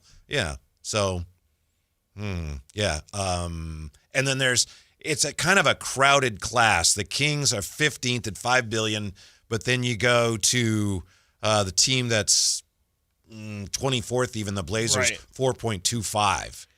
And well, even 30th is $4 billion, yeah. Right? And so they're 15th. It's only $1 billion, yeah, right? It's just a little $1 billion tiny little B, you know. Uh-huh. Yeah. But I mean, if anything, too, it is. I'm sure Adam Silver is very proud of all of those numbers. The fact that the lowest franchise valuations is at $4 billion. I mean, it really does speak to the strength of where the NBA is at. I would love to see what the NFL numbers look like. Obviously, those would probably look more higher. towards the top end. I could be wrong, but I think they're higher. I would think so. I would think even like the Jacksonville Jaguars or whatever, Tennessee Titans, one of the teams that you just don't really think about. Even those teams are probably more towards the Warriors-Lakers number than probably the Kings number. But I think it's a strong standing for the league in its entirety. And the other number that's involved in this list is the percentage, the year-over-year increase. Yes. And all of those numbers are as well. Like obviously, all of those numbers are on the up. But you're seeing the number 1 and number 2 teams, the Warriors and the Lakers, both of them up 24% from last year. So even when you're talking about the highest of high numbers for your league, the fact that can grow 24%, I mean, a quarter of itself is I mean, I'm not super familiar with all of the evaluations, but that feels unheard of. 25% for your top 2 franchises is crazy. And your Kings, according again to Sportico, up 22%. How much of this is maybe the new media deal as Probably well? Again, a lot of it, everybody pretty significantly up. It feels like some of that would probably stem from that. So I guess that does make some sense. And I know some teams also have, like the Lakers specifically. I know the Knicks are 2 teams that have their broadcast deals are kind of built in with the team as well. Knicks have the Madison Square Garden network. Lakers have Spectrum Sports, I believe. Mm-hmm. And if I'm not mistaken, I think the Warriors are pretty heavily tied in with NBC Sports Bay Area. And so, I wonder how much that with the new CBA and all of that maybe has to do with those just being so much higher than everybody else. Jay, what do you think of the notion, and I just checked here, I actually haven't seen this from anyone. I would expect someone would say, well, if they're worth that much money, we need to see them win more games. Is there any correlation there? No. Because as you said, we're talking about the basis of other things that are outside of what's going on. Right. And I saw this also. Vivek is estimated to be under around $1 billion, as far as his self-evaluation. So, that's a little different than Steve Ballmer. Mm-hmm. That's a little different than, Dolan. Right. So to me, I just think when you're starting to count people's pockets, you're also not looking at the correlation of what's going on outside of the arena, which is the DoCo area, no doubt about it. If you had an opportunity, the Kings do have a bunch of offices around the DoCo area, So, no, there's no correlation to it. And also there's a salary cap. I mean, yes, I know the Clippers are trying to break that, but, like they're still at the end of the day, everybody can only pay a certain amount of money. You can only overspend so much. And we kind of talked about it yesterday. Has there really been a team that's for the Kings that has been worth overspending and hamstringing yourself? According to SB Nation, Sacramento Kings, May of 2013, were purchased for $534 million. $534, baby. Okay, interesting. Chump change. Yeah, I mean that's nothing. Me and Jay got that right now. Man, come on now. They're lucky. Couple holding companies, Come on. LLCs, make a few phone calls to a few people. Why do you want in on 0.5%? Well, I would, but I've already told the MLS over the phone that I was investing. Oh, you were already tapped in? Yeah. Okay. Conflict of interest. What city?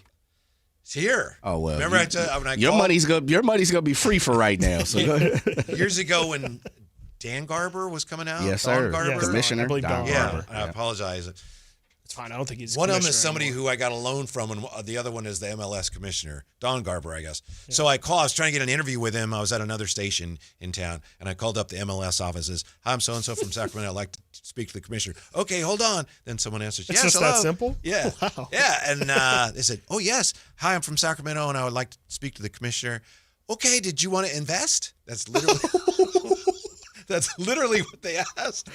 Yeah, sure. If that gets me through the next door, absolutely. Yeah, whatever. Yeah. I've got all the money in the world. So I don't know, but I thought, okay, maybe this isn't as solid as we're led to believe, but I don't know.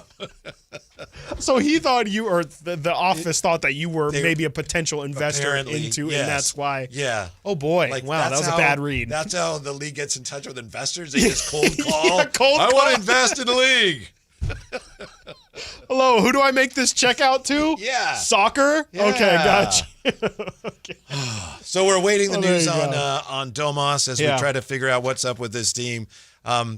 Nee Clifford Wow. Exciting. A lot to look forward to there. And so far, Mr. Dennis Schroeder, who we talked to at Media Day, kind of a little underwhelming so far, I would say. Yeah, a little underwhelming. There just really hasn't been much that you could highlight that he's given. I don't know if he's hit a shot from the perimeter. I know he's hit a couple mid-range shots and things like that. But again, like the defensive end of things has not really looked how I think Doug has been preaching that it should look. And so, yeah, I think from across the board, I think we want to see something out of Dennis Schroeder. I don't think they're going to play the last. I very much doubt that anyone's going to play tomorrow, any of the starters or anything. So we just got to hope that opening night it looks different. And that's a little scary, but you do have to trust that, these guys have obviously been in that building every single day for practice. Just because you don't have a good game doesn't mean you're not showing up every single day. Meanwhile, the Ringer's brand new top 100 this year. Oh, boy. So we'll look at that top of the hour. It's not necessarily very Kings-friendly, but we'll look at that. That's top of the hour. When we come back, in honor of Aaron Rodgers tonight, how quarterbacks on brand new NFL teams have played so far this year. We'll look at that next. Sactown Sports. The Drive Guys, weekdays 2 p.m. to 6 p.m. On Sactown Sports 1140. Sacramento weather is brought to you by Elk Grove Honda. I'm Dirk Verdorn in the KCRA 3 Weather Center, and clear skies and light winds tonight will bring temperatures down into the 40s as we head into your Friday morning. We'll also have some patchy areas of fog, but then plenty of sun and temperatures in the mid-70s. Get the latest forecasts on the KCRA 3 News and the KCRA 3 app. At Elk Grove Honda, we've acquired some of the best pre-owned cars we can find. Whether you purchase a new Honda or a like-new pre-owned Honda, Elk Grove Honda has the right Honda at the right price. In the Elk Grove Auto Mall, Highway 99 and Elk Grove Boulevard, or elkgrovehonda.com. I gotta get an Elk Grove Honda. Morning, Zoe. Got donuts. Jeff Bridges, why are you still living above our garage? Well, I dig the mattress, and I want to be in a T-Mobile commercial like you. Teach me, Saldana. Oh, no, I'm not really prepared. I couldn't possibly. At T-Mobile, get the new iPhone 17 Pro on them. It's designed to be the most powerful iPhone yet and has the ultimate pro camera system. Wow, impressive. Let me try. T-Mobile is the best place to get iPhone 17 Pro because they've got the best network. Nice, Jeffrey. You heard them. T-Mobile is the best place to get the new iPhone 17 Pro on us with eligible trade-in in any condition. So, what are we having for lunch? Dude, my work here is done. That's 24 monthly bill credits on Experience Beyond for well-qualified customers plus tax and $35 device connection charge. Credits ended. Balance due if you pay off earlier. Cancel. Finance agreement. iPhone 17 Pro, 256 gigs, $1,099.99, and new line minimum $100 plus a month plan with auto pay plus taxes and fees required. Best mobile network in the U.S. based on analysis by Ookla Speed Test Intelligence data 1H2025. Visit T-Mobile.com. If you're 55 or older and into that whole saving money thing, T-Mobile has an exclusive phone and internet bundle just for you. Right now, get 2 unlimited phone lines plus 5G home internet for just $30 each per month with autopay, plus taxes and fees. And with 5G home internet, setup is easy with just 1 cord and no technician needed, which is great if you're also into that whole keeping it simple thing. Switch now and experience the best mobile network in the U.S. Visit your local store to start saving. T-Mobile, it's better over here. Based on analysis by Ookla Speed Test Intelligence data Q4 2024 to Q1 2025. Ookla trademarks used under license. Unlimited on our network. Customers on voice plan may notice speeds lower than other customers and further reduction if using more than 50 gigs a month due to data prioritization. Video streams and SD on this plan. Home internet pricing after $20 and monthly bill credit plus $5 per line without autopay. Debit or bank account required. See 5G device coverage and access details at T-Mobile.com. With Progressive, you can reach customer service in the way that's easiest for you, by phone, app, or online. We know it would be great if we just magically appeared, but that's more of a genie thing, and we do insurance. But with us, you'd be like, well, it wasn't a genie, but it was great customer service, so that's nice. And sure, you probably would still like the whole 3 wishes thing, so if you meet a genie, you should definitely ask. But when you need us, contact Progressive by phone, app, or online. Just no genies. Progressive Casualty Insurance Company and Affiliates. This is the story of the one. As a custodial supervisor at a high school, he knows that during cold and flu season, germs spread fast. It's why he partners with Grainger to stay fully stocked on the products and supplies he needs, from tissues to disinfectants to floor scrubbers. All so that he can help students, staff, and teachers stay healthy and focused. Call 1-800-GRAINGER, click Grainger.com, or just stop by. Grainger, for the ones who get it done. Mike Rowe here with another random fact. Those cracks on your walls aren't just cosmetic. They could mean your home is sinking. Whether it's drywall cracks, exterior cracks, or sticking doors or windows, do yourself a favor. Call Groundworks. I spent some time working with these guys, and they're the real deal. Their people are trained and certified to stabilize your foundation. Groundworks, official foundation repair company of Cal Athletics. Licensed in all states where work is performed. See website for details. This Sactown Sports 49ers report is brought to you by Kia of Vacaville, located beside the Vacaville outlets. The 49ers lose in Tampa Bay on Sunday 30-19, but far worse for San Francisco. They lose their all-pro linebacker Fred Warner for the season with a devastating broken and dislocated right ankle. San Francisco comes home to take on Atlanta for Sunday Night Football. You can catch all the action beginning at 4 o'clock right here on Sactown Sports 1140. Football season is here at Kia of Vacaville. You can score big in a new 2025 Kia Niro LX with up to 53 MPG combined at Kia of Vacaville. Perfect for road trips, tailgates, and cruising to Levi Stadium in style and comfort. But don't wait. Inventory is limited at Kia of Vacaville, and these deals won't last long. Visit KiaVacaville.com or stop by right next to the Vacaville outlets for friendly service, easy shopping, and unbeatable value. All in one stop. Kia of Vacaville, where the adventure begins. When I was a kid, I remember my dad, a lineman, leaving in the middle of the night. Families were depending on him to get their power back on to keep them safe and warm. Watching him taught me that this work isn't just about wires and circuits. It's about people and the trust they place in us when the lights go out. That's why I started Maverick Electric Heating and Air, to carry on that same promise of showing up, doing it right, and protecting families when they need us most. Visit callamaverick.com. Thunder, feel the thunder. It's the energy all around you. Lightning and the thunder. The thrill of the moments to come. The flash of lights. The rush of pure exhilaration. The roar of the crowd. See it, hear it, feel it. Thunder, feel the thunder. Lightning and the thunder. Thunder Valley Casino Resort. Feel the thunder.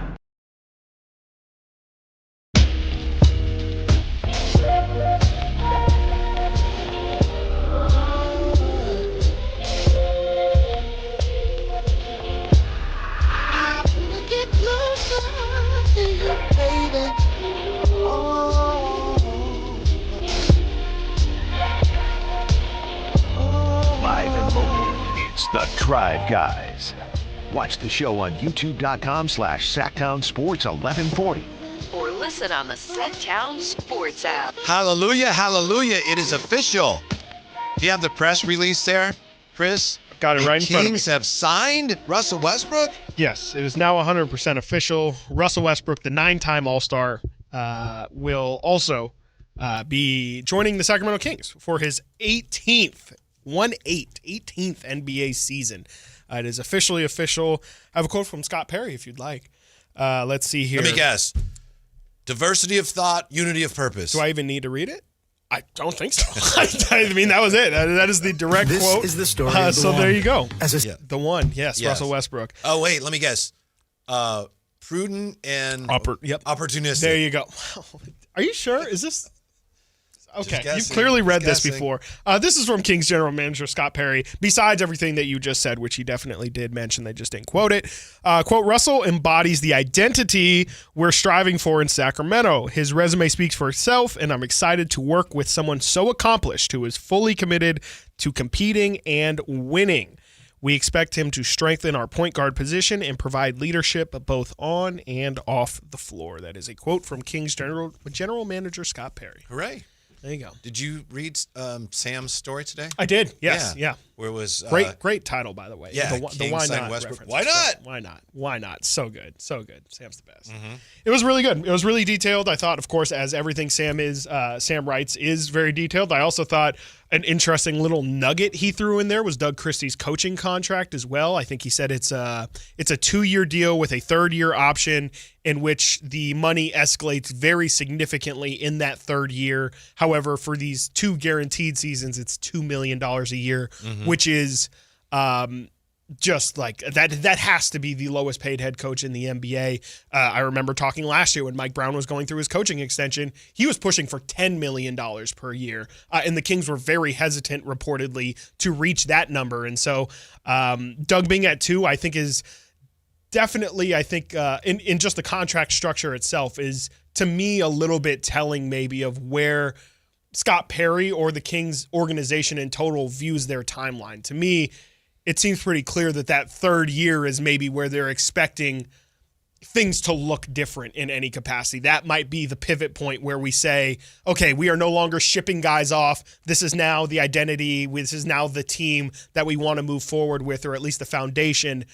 Now is maybe the time, if we were to explore the option of getting a new coach, that would be the most opportune time to do it. I do think the Westbrook situation is even more interesting than it has been throughout the summer, given the fact that Dennis Schroeder has not played well in the preseason. Right. And that is just preseason. It may mean nothing if he, opening night, he starts playing more like he played in the summer and more like he's played throughout his career. Okay. But if he, for whatever reason, continues to struggle to get the team into their offense, all of a sudden, at some point, Russ would become a starting option potentially. And I'm not trying to stir anything up, but it's just the reality. Yeah. Yeah, absolutely. Especially with a guy like Russell Westbrook. It's kind of something that is just a thing with guys who have big names. I think it's maybe a little bit of the reason why he wasn't signed to this point in the first place is just it's a big distraction to have that in your locker room. And I could imagine it's probably why at the very least competing teams weren't calling his line is because they are single track focused. They are saying, hey, our goal is to win a championship. We can't have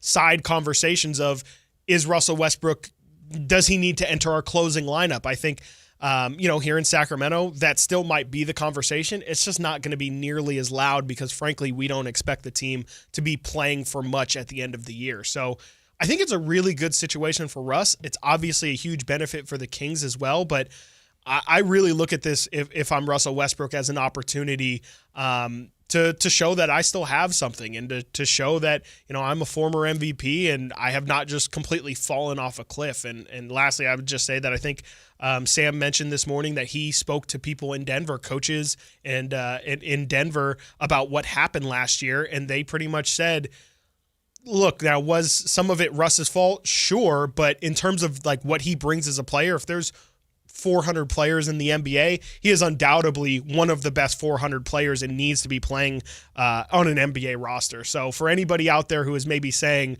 oh, look, like it's very clear nobody brought him or they didn't bring him back and nobody was calling his phone, he must be washed. I think even the people in Denver would tell you a lot of the problems that are the reason why he's not there aren't necessarily because of anything he was doing on the floor. Yeah, quote from Sam's piece today. I spent some time with the Nuggets in training camp recently and was fascinated to find that even some of the principal stakeholders who didn't enjoy Westbrook near the end of his Nuggets tenure last season thought it was absurd that he was unemployed. Yeah, and by the way, speaking of Scott Perry, he's on with the morning show tomorrow. Tomorrow, I believe at 8:15. I don't want to get that time wrong, but I do know. I it's didn't in either. The That's I why know I it's didn't in the. say it. I know it's in the 8 o'clock. It's in the 8 o'clock hour. Just Yes. listen to the whole show, and I promise he'll be in there somewhere. Yes. Very, very much looking forward to that because I think. One of the questions that I assume that they're going to ask, and if they aren't, I'll just write it in the rundown right now, is, just kind of the logic of this, the thought process of this. Because, again, I think a lot of people just see it clear and obvious that Keegan Murray goes down. Why don't you try and get more forward help? I'm just really fascinated to know, he mentions the competitiveness of Russell Westbrook, the identity establishment that they hope that Russ helps them get to. But I just want to know why the priority of Keegan Murray goes down. It doesn't matter. We still think that this is the right move for this roster spot right now. That's why all the talk of, well, we really needed a backup point guard or they needed a backup point guard, why it confuses me because, all right, I see that, but your needs in the front court are much more pressing than your backup point guard. Absolutely. So, I mean, they were already patchworking it. Yeah. I think it was an okay patch. Maybe one leads to the other, and maybe there's things they're working on that we don't know, but need a backup point guard. You need, some depth in the front court, a lot more than that. So we'll see.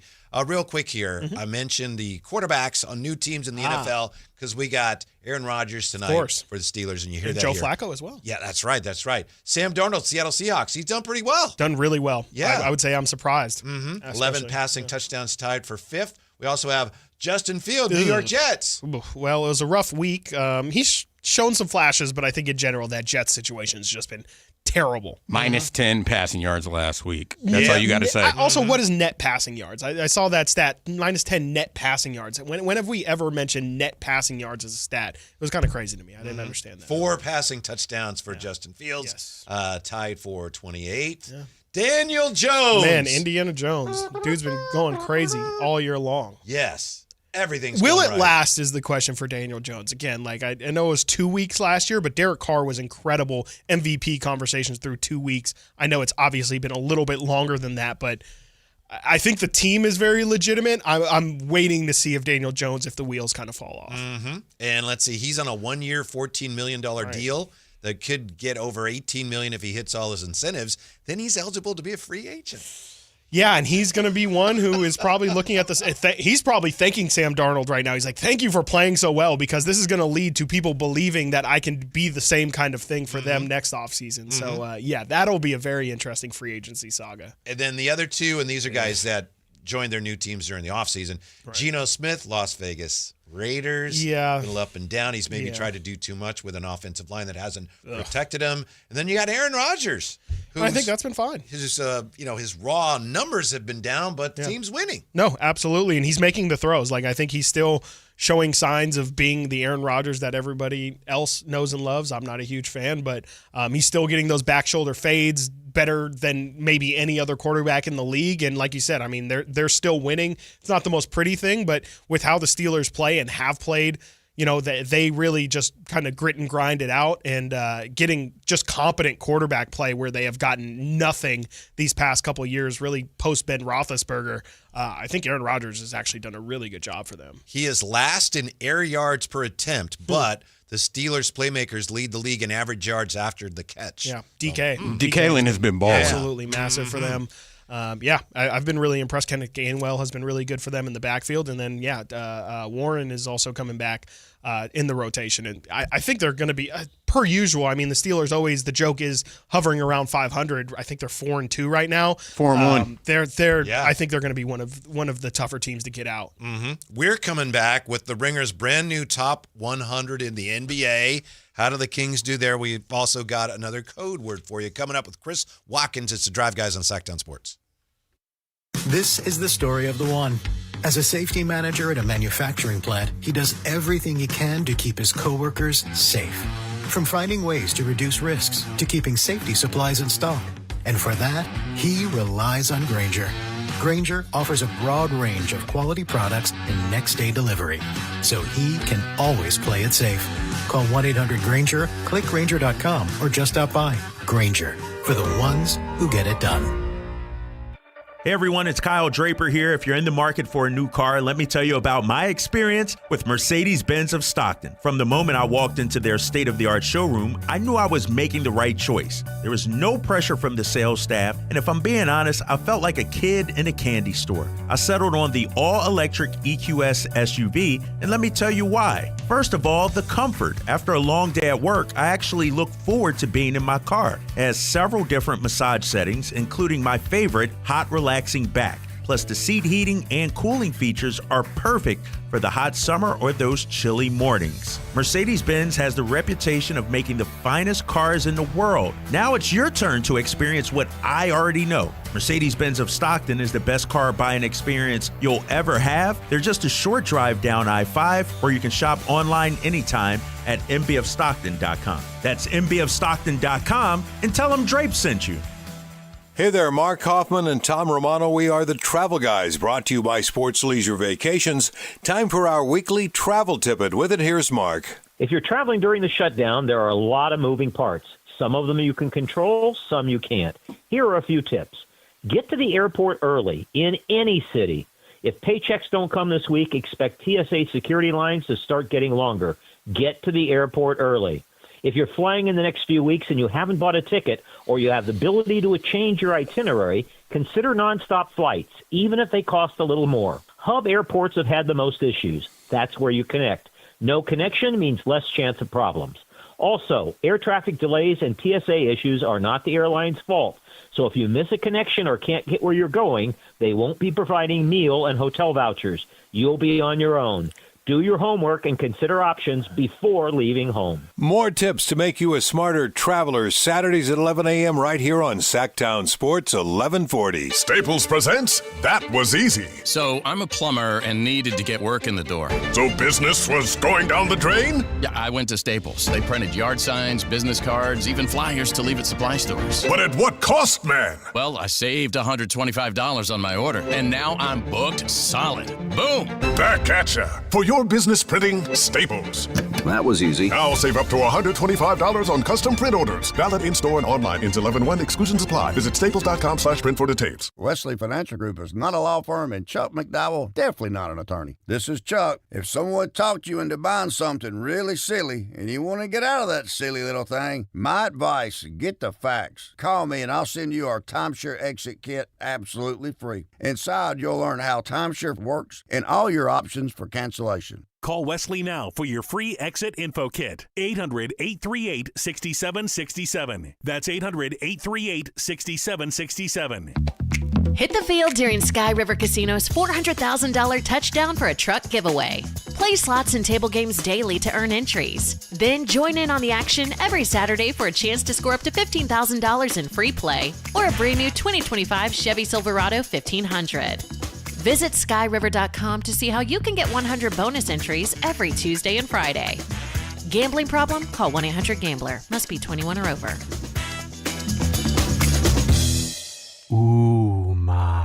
What was that? That is business phone bliss with the Ooma Cloud Phone System. It handles all our voice, video, and messaging needs. You sound very... Calm? I am. Ooma has everything I need to run my business more efficiently, like virtual receptionist, call routing, and video conferencing. And it starts at just $19.95 per month per user, plus taxes and fees. Ooma. Nice. Find your business calm at ooma.com/radio. How can you free your team from time-consuming office tasks? Amazon Business. Smart business buying tools enable buyers to find and purchase items fast so they can focus on strategy and growth. Free up your team and focus on your future. Learn more at AmazonBusiness.com.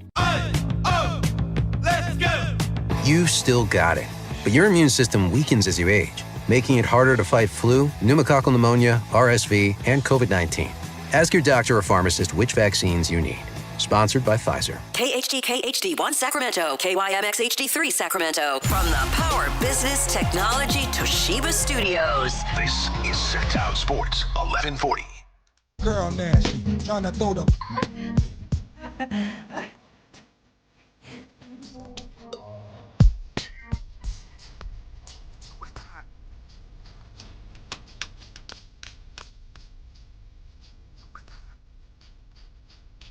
The Drive Guys powering your afternoons Monday through Friday on Sactown Sports. Oh, we're taking you up to Thursday night football.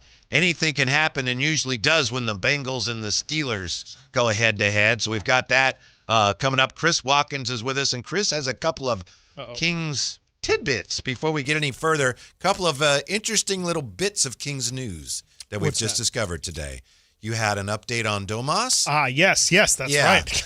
Completely forgot. That's okay. Yeah, it's been a day. I didn't mean to put you on the spot. No. I was like, do you want me to read the Russell Westbrook signing again? This is from Chris Haynes. Chris Haynes put out here that Sacramento Kings star Domantas Sabonis sustained a mild hamstring strain, and he'll miss the preseason finale versus the Lakers on Friday. That is the only update as of right now. Mild, he says mild hamstring strain. So I would say, with a clearance of about a week of that injury, I think I don't want to speculate, but at least, I think that Domantas Sabonis, if he does miss time, I wouldn't expect it to be more than, 2 to 4 games. I shouldn't ask you this because I don't know the answer. Yeah. And in a court of law like we're in now, you shouldn't ask questions if you don't know the answer. Do you know whether that's the same hamstring that he struggled with last year? That's a great question. I do not know. I don't even think it gives which side of the body it was on. So, Okay. yeah, I do not know. And I don't know if that's I don't know if it's been reported which side. Because, yeah, again, kind of like the Keegan Murray injury, it just kind of happened. And I don't think anybody actually saw it happen. I think it was more of just we all got the report that he wouldn't return and kind of was backtracking all of the where did it happen. Speaking of the hamstrings, we did get a little more information, some more detail on George Kittle's injury, and he tore that sucker, but it didn't tear off the bone, apparently. Fun stuff. So as he's been out for weeks, but he would have been out longer if it would have torn off the bone, is my understanding.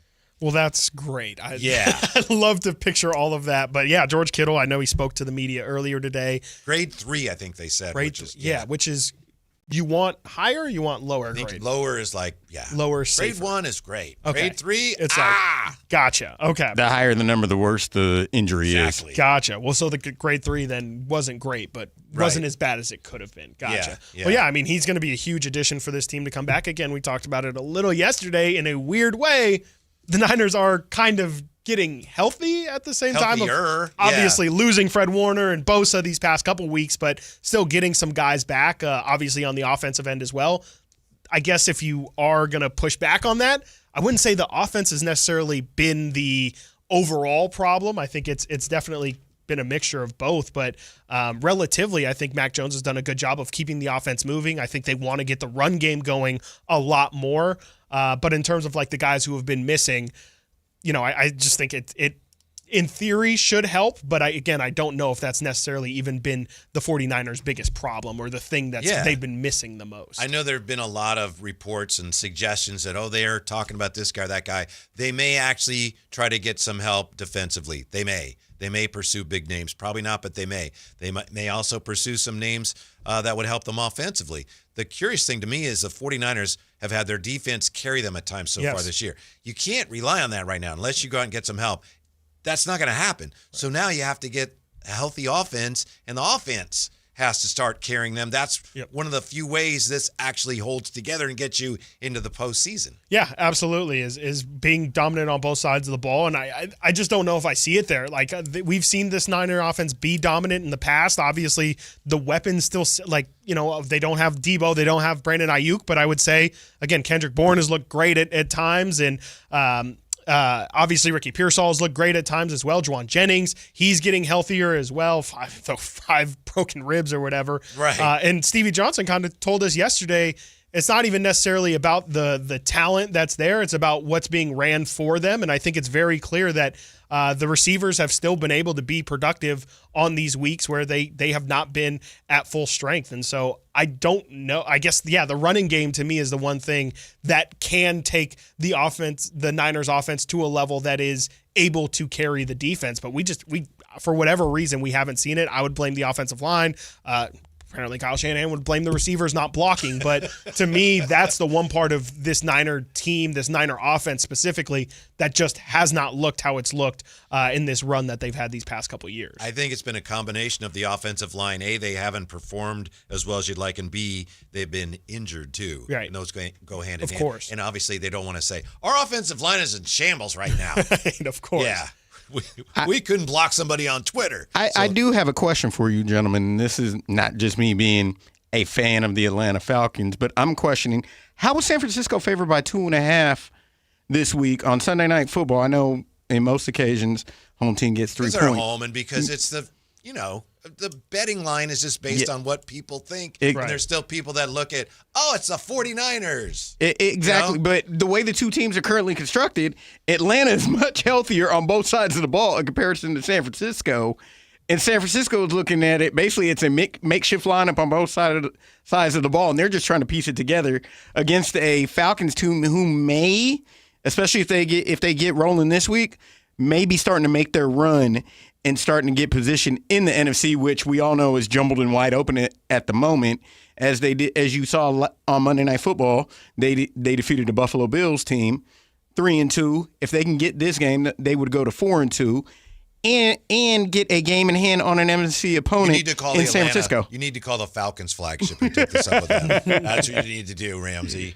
Right now, it's time to take a quick look here at the Ringer's first of the NBA season top 100 NBA player rankings. I know, Chris, there's a lot of these outlets that have their top 100s here and there. Yeah. We tend to rely or just look more closely at the Ringers. Yes, yeah. Basketball people.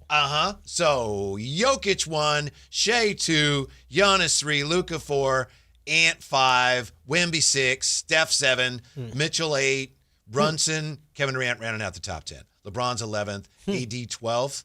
Stop me if there's anything you These are interesting for sure. Cade 13, Kawhi, Jalen Williams 15, Evan Mobley, Cat 17, Devin Booker 18, Paolo 19, Jaylen Brown 20. I would assume that these are probably projections more so than where things stand at this exact moment in time. Would be my assumption, or that's is how this I more know. of a screenshot? I think that's how ESPN does it. Okay. And I'll have to double check, but I think this since is more they of do this every few months, I think this is like snapshot. This is where they think things are interesting. right now. But I'll double check. Well, on that maybe is a different conversation. It feels like there's a lot of projecting there. Like I don't know, some of those names to me feel like I just don't know if I would necessarily say like Cade Cunningham is absolutely great, but him being at number 13 right now. It was a great year last year, and he obviously was a huge reason for it. I just that just sounds high to me. I'm not going to ask you to go back up and we can go through every single one, but that just him being a top 15 player.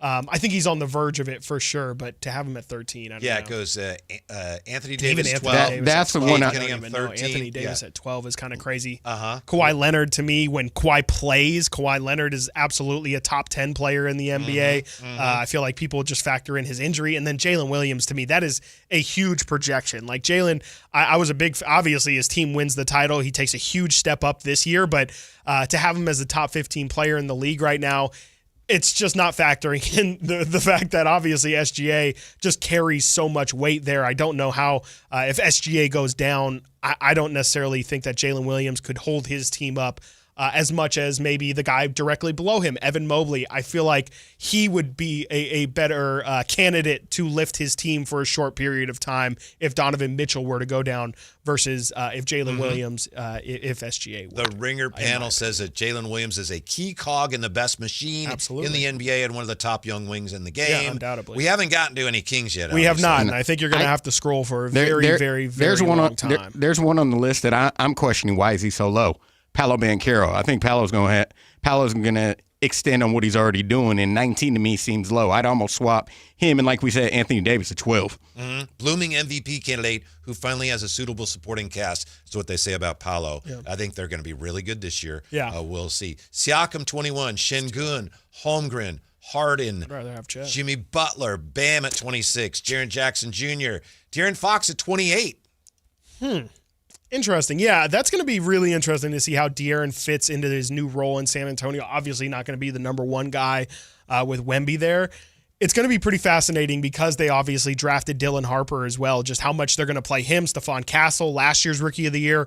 All those guys are ball handlers. All those guys are guards. All of those guys cannot shoot the ball. I'm really curious what De'Aaron's minutes, and De'Aaron starting off the season not healthy. I don't know. Like, I don't think it's going to go bad for him, but it wouldn't surprise me if maybe, you look back on that and it's like, man, now De'Aaron's more of a top 50, but top 30 is might be a stretch these days. This is the first time the Ringer has had these rankings since June, and back on June 4th, last time they did these, he was 26th, so he's down 2 spots. Garland, Jamal Murray at 30, still no Sacramento Kings are 31. Trey.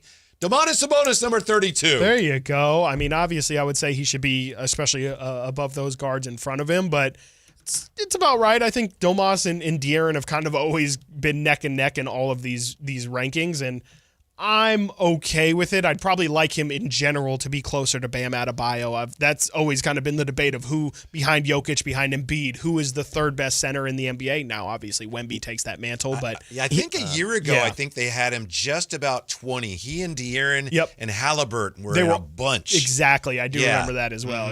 There's another center that the league is trying to elevate above Sabonis, and that's Şengün in Houston. Yeah.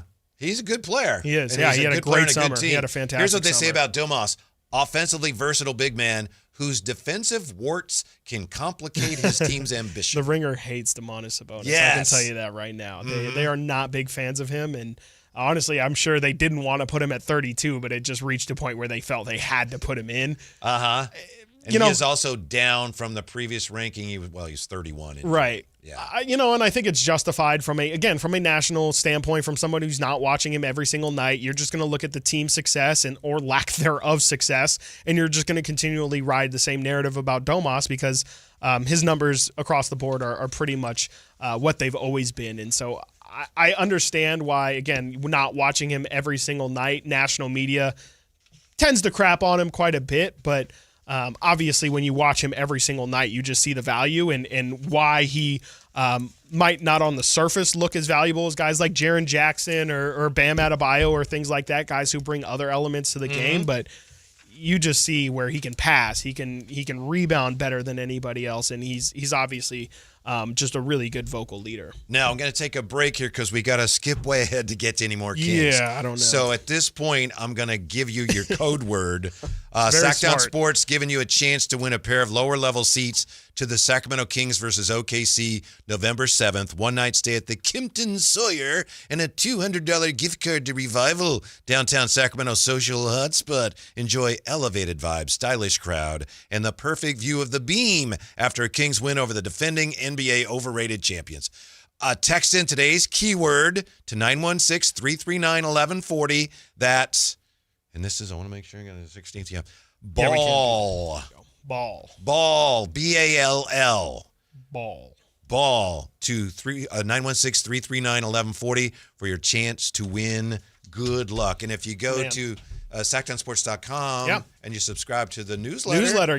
Bonus chances is what I'm hearing. Bonus chances, yeah. No, I subscribe to the newsletter. I'm not allowed to enter in or win, but I did see that, we sent out the code word for the newsletter. So definitely if you want a bonus opportunity, go subscribe to our Sactown Sports newsletter. We're looking at the ringers, first of the season, top 100.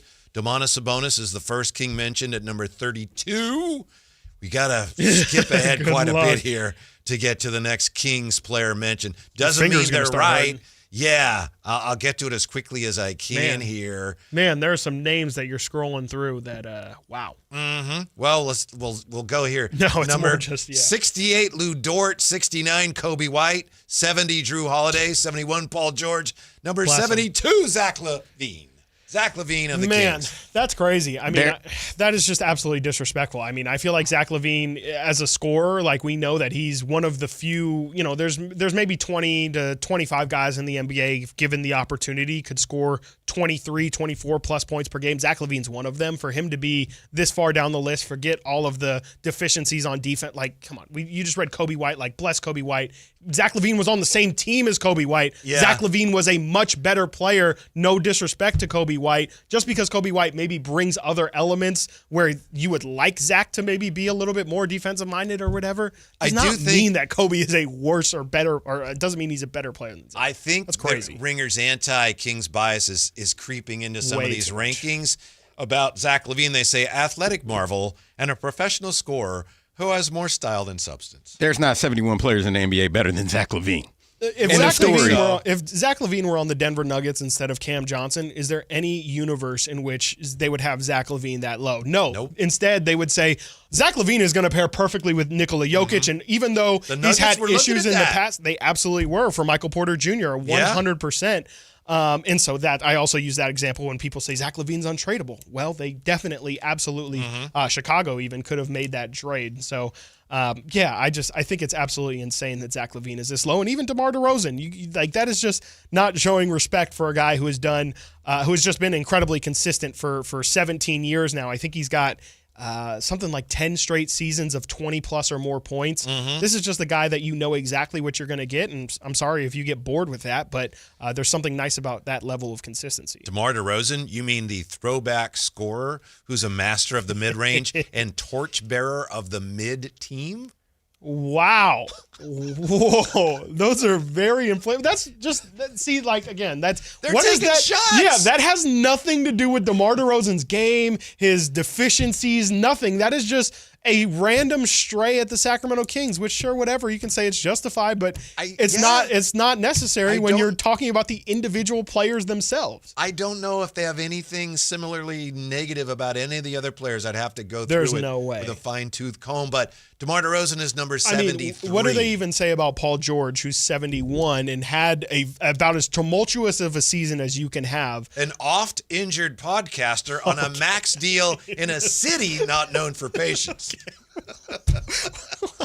I guess, to be fair, that's not a glowing review either of Paul George. So maybe it's just the But it's an accurate line calling him an off-injured podcaster. No, absolutely. Uh-huh.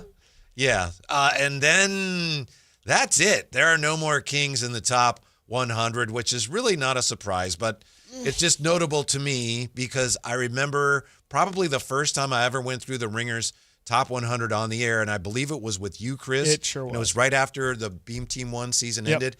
And they might have had 5 in there. I think they did. Keegan was they in had there. 5. Yep, Keegan and was right at the end. And I think Harrison Barnes was in there. Right at the end. And I think Herter was in there. He was. Because remember, Tyler Hero was very upset because Herter was ahead of him in the rankings. Justifiably so, as you can see, justifiably so. But I'm looking at the list here, and this is, even just to try and fit Keegan Murray into the Santi Aldama, what are we 99? what are we Whitey, what are we talking about here? I didn't see It's like that. Jaden Ivey, bless him, we know, we've had to have that discussion throughout the years. TJ McConnell, what are we doing? Number Keegan 100, Murray, Jaden Ivey. Number 99, Santi Aldama. 98, TJ McConnell. even Jabari Smith.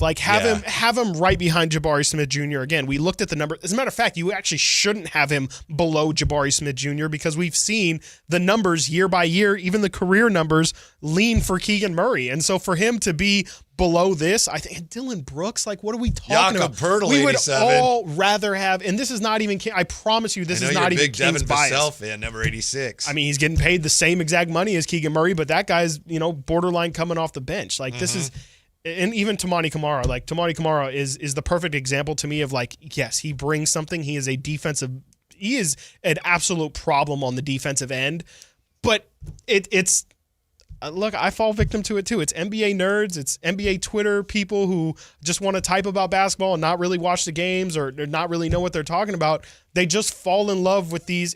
Keon Ellis, you can use it as an example. It's yes, Keon is a really good defender and he shoots 40% from 3. That's great. That doesn't necessarily mean he's a better basketball player than Zach LaVine or something like that. Just because stylistically, maybe you like something about someone's game. It just, I feel like a lot of times, especially with these lists, people want to prove how smart they are. And look how smart I am having Tamani Kamara at 80. But I know that some of the Kings were asked about rankings like these. This particular one hadn't come out yet.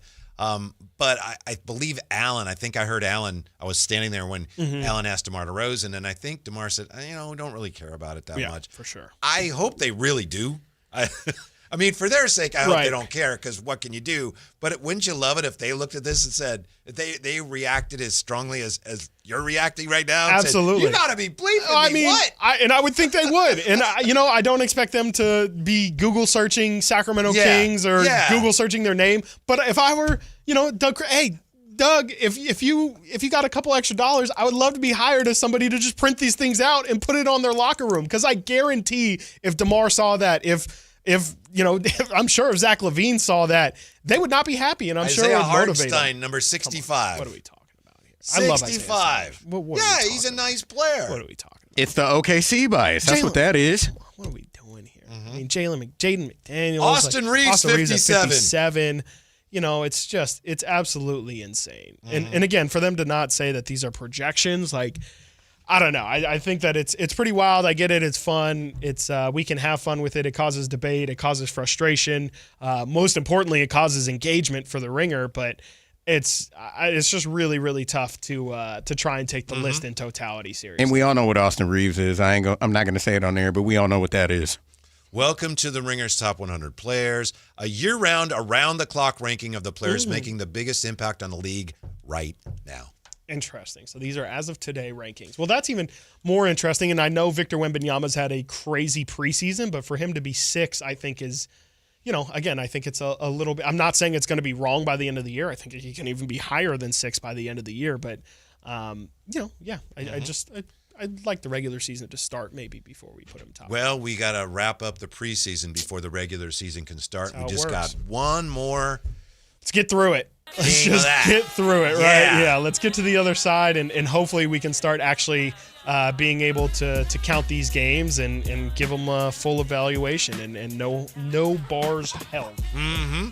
So yeah, sure. Why it not? worked for me. Yeah, it's good enough. We'll get you ready as if you need any help getting ready for the final preseason game tomorrow. Thanks for being with us. Thank you, Chris, so much. Yes, I'll see you tomorrow. Always a great pleasure. Thank you, Ramsey. And More than now, welcome. stick around. Everyone's calling this a crackerjack of a game. That's what I've heard. You heard that, right? I did. I heard Yeah. it. I heard it. I did. I heard it called the Unk Bowl, too. The Bengals and the Steelers are next right here on Sactown Sports.